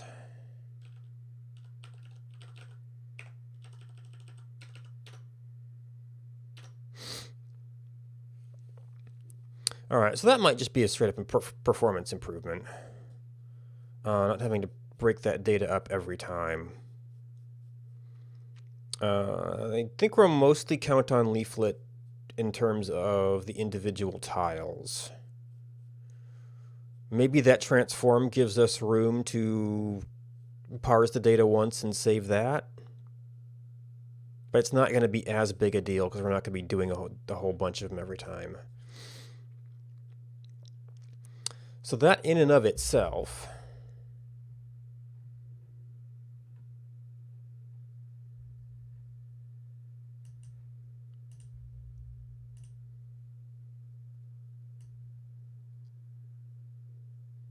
okay, doesn't seem to be having any major issues. Let's see, I've got that. I've got, oh, you know what? I forgot I had this stuff on, which I'm not really using right now. That was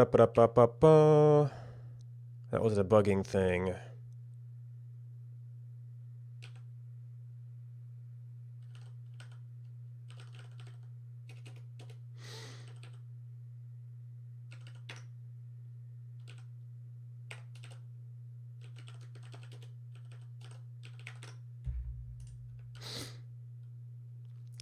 I just wanted to publish that anyway.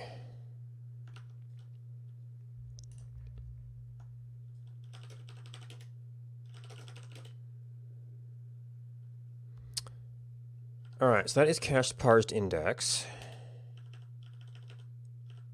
which I think takes care of you.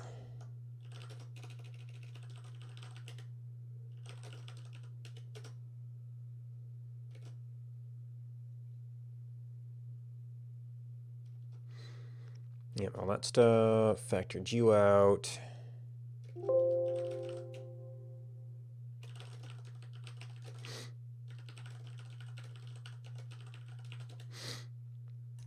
Now, whether that leaves me enough time to actually address the centering thing is doubtful, because we still have to do the whole, like, clustering or something. And we have to make sure we do this only on the first one. So now we know we're doing this once, but we don't know when we're doing the last group.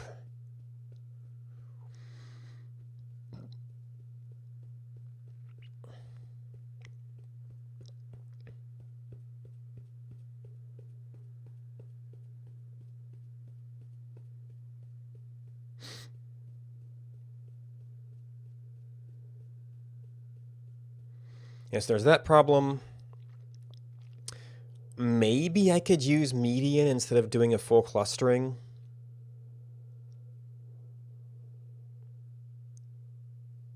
Because that'll get complicated.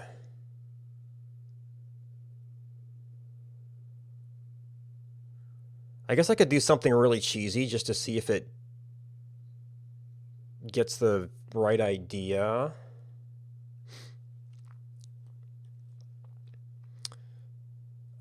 So in every group,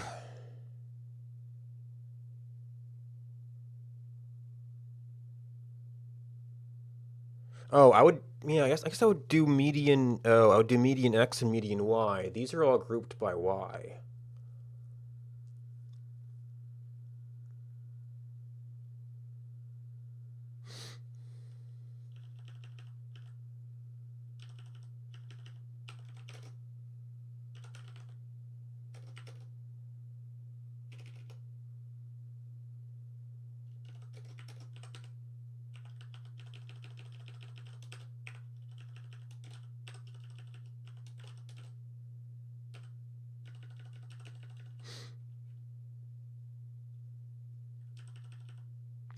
And then for every one of those, actually, oh,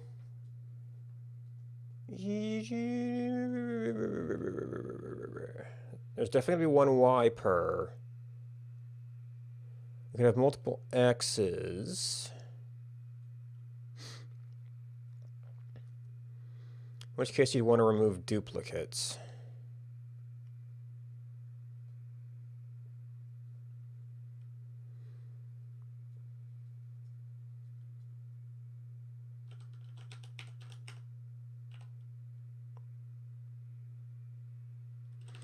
Well, that'll throw off our numbers, but...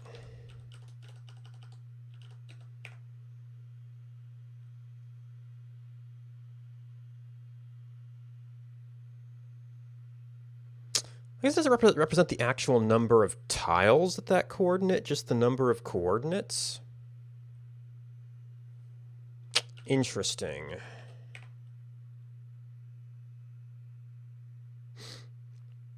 And that gets reset every time.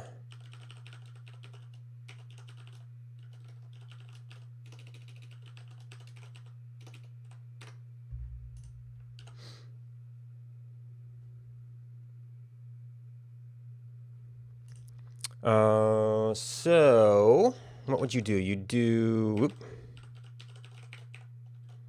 So first of all, does that work? Looks like it. And I guess the median would just be...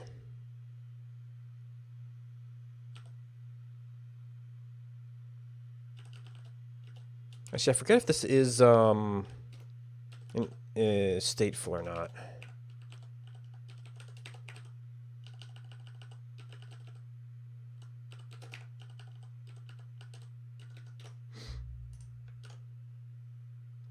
Okay, seems to be stateful.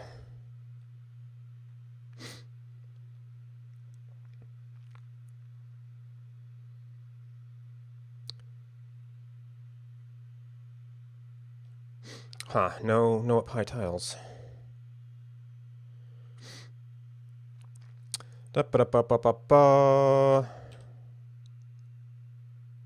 So we would want the value at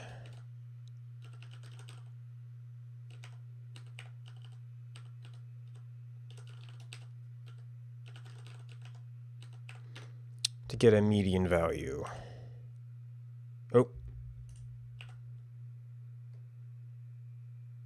Oh. Do I have undefines in there?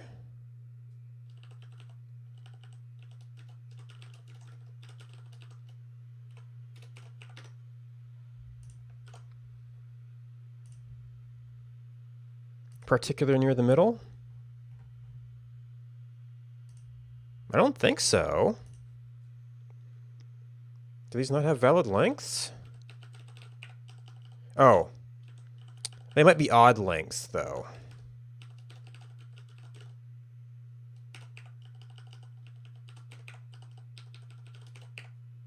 And in fact, it was the same length, and it was like 75 or 675 or something.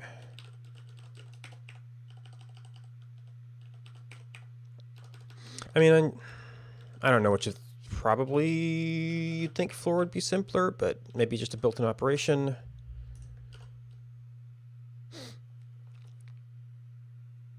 Oh, that's only going to be tile coordinate. I'm still going to have to do translation back to a world coordinate.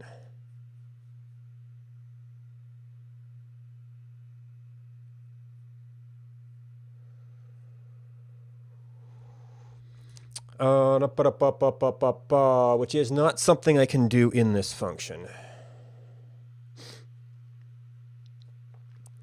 So figuring out how we hook that could be a bit of a challenge.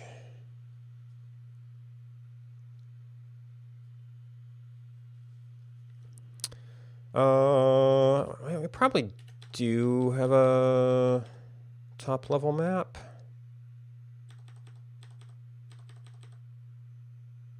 Maybe.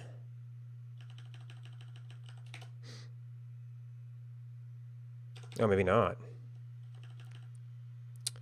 App worlds.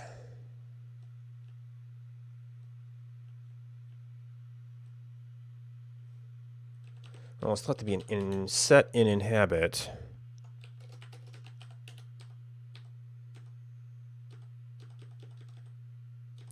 No. You're very careful. Tried to avoid that. Yeah, so I'm not sure where you'd hook into the coordinate translation.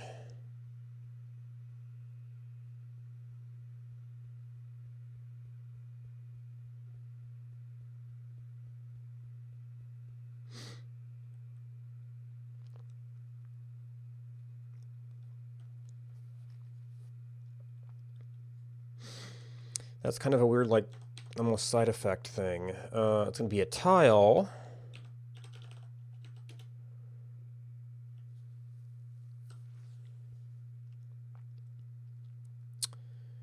We have to translate that back into the coordinates.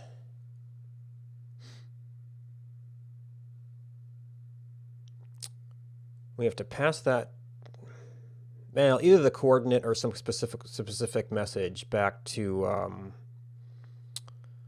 the top end.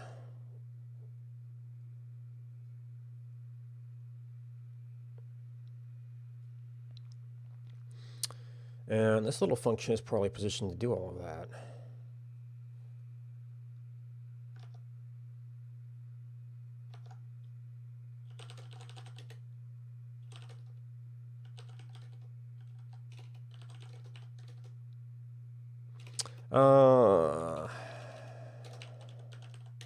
This command has been weird. Push message. Certain versions of it basically just took like the rest of the command line as the name of it.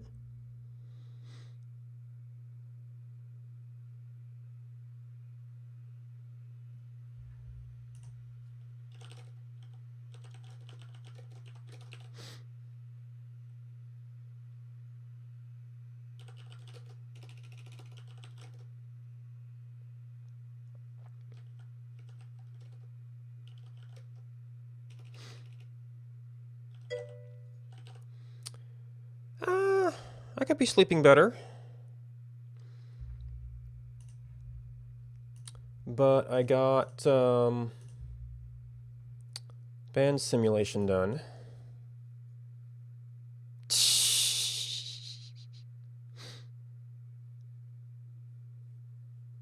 Actually, I got pretty much all the Elm stuff done when I was just messing around offline. I didn't end up touching anything today. Although some of this stuff might.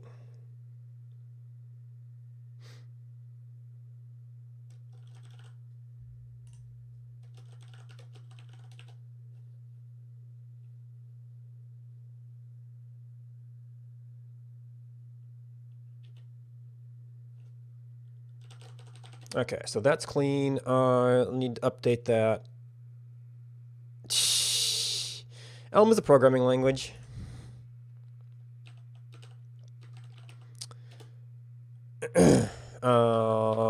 All this UI stuff and some of the data processing is built on it.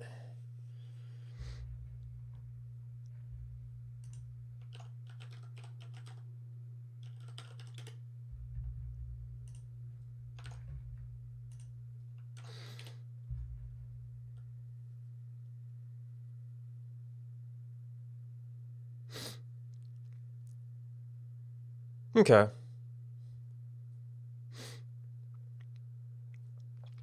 However, at this point, I need to publish this. Decide if I want to mess with data caches or just kind of wait for it to percolate through. I don't think it's an urgent thing. We're probably waiting at least another week before Jason does his version.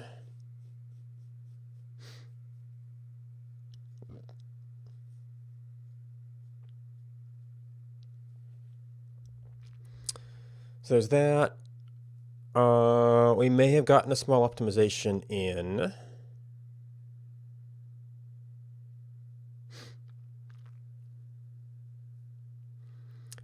And if this works out, we may have a better map center.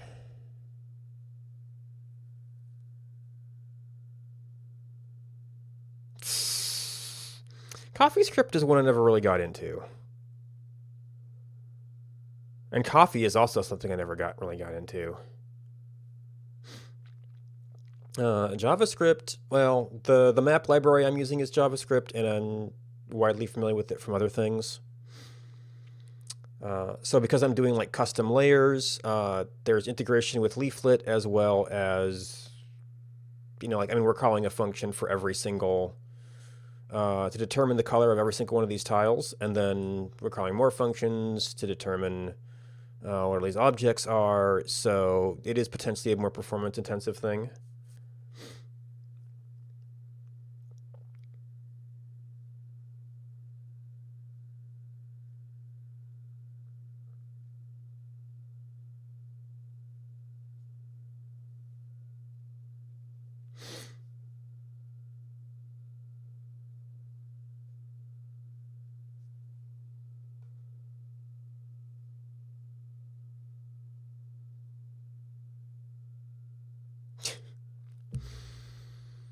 Never thought about having a pet snake, no.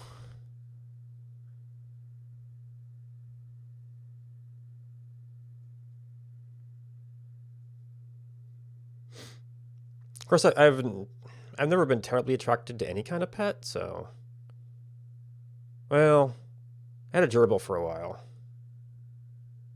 That was about it. Oh, and I guess I had fish.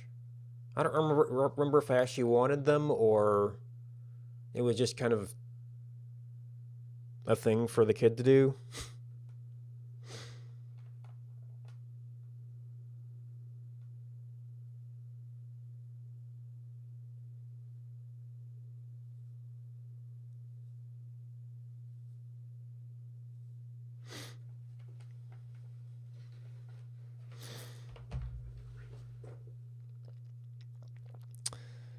However, it is about time. I'm at a breaking point in the code, and it's about time for me to have lunch. So, thanks for watching. I did a little bit of Python. I ended up going the Ruby way, just how other things fell out. The projects I was working on in Python didn't end up going anywhere, and then I started playing with Ruby, and then I played around with Rails a bit. Let's see.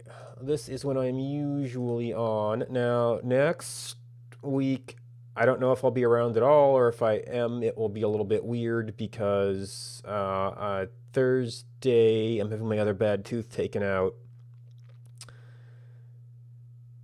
So they just, kind of say plan some time off, but maybe chilling with the game will be like what I can reasonably do there.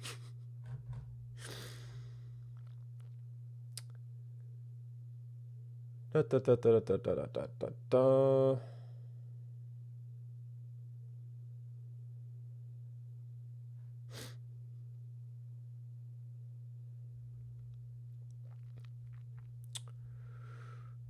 What do we got?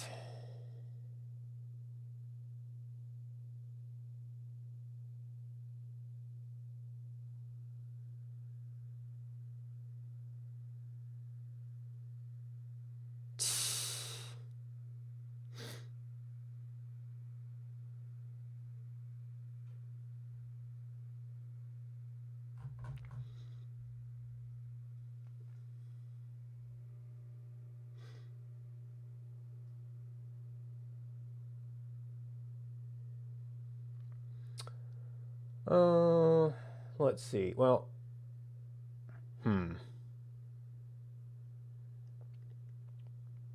Actually, you know what? I've been off a little while. Let's go. I've been working on the One Life map. Let's go ahead and drop in on Rainy. She's gonna be doing 2 Life today. I don't know which particular seed she's working on today. I haven't been in there yet. But yeah, if everyone's place cool to hang out, that's someplace cool to hang out. Thanks for hanging out with me. Goodbye and until next time.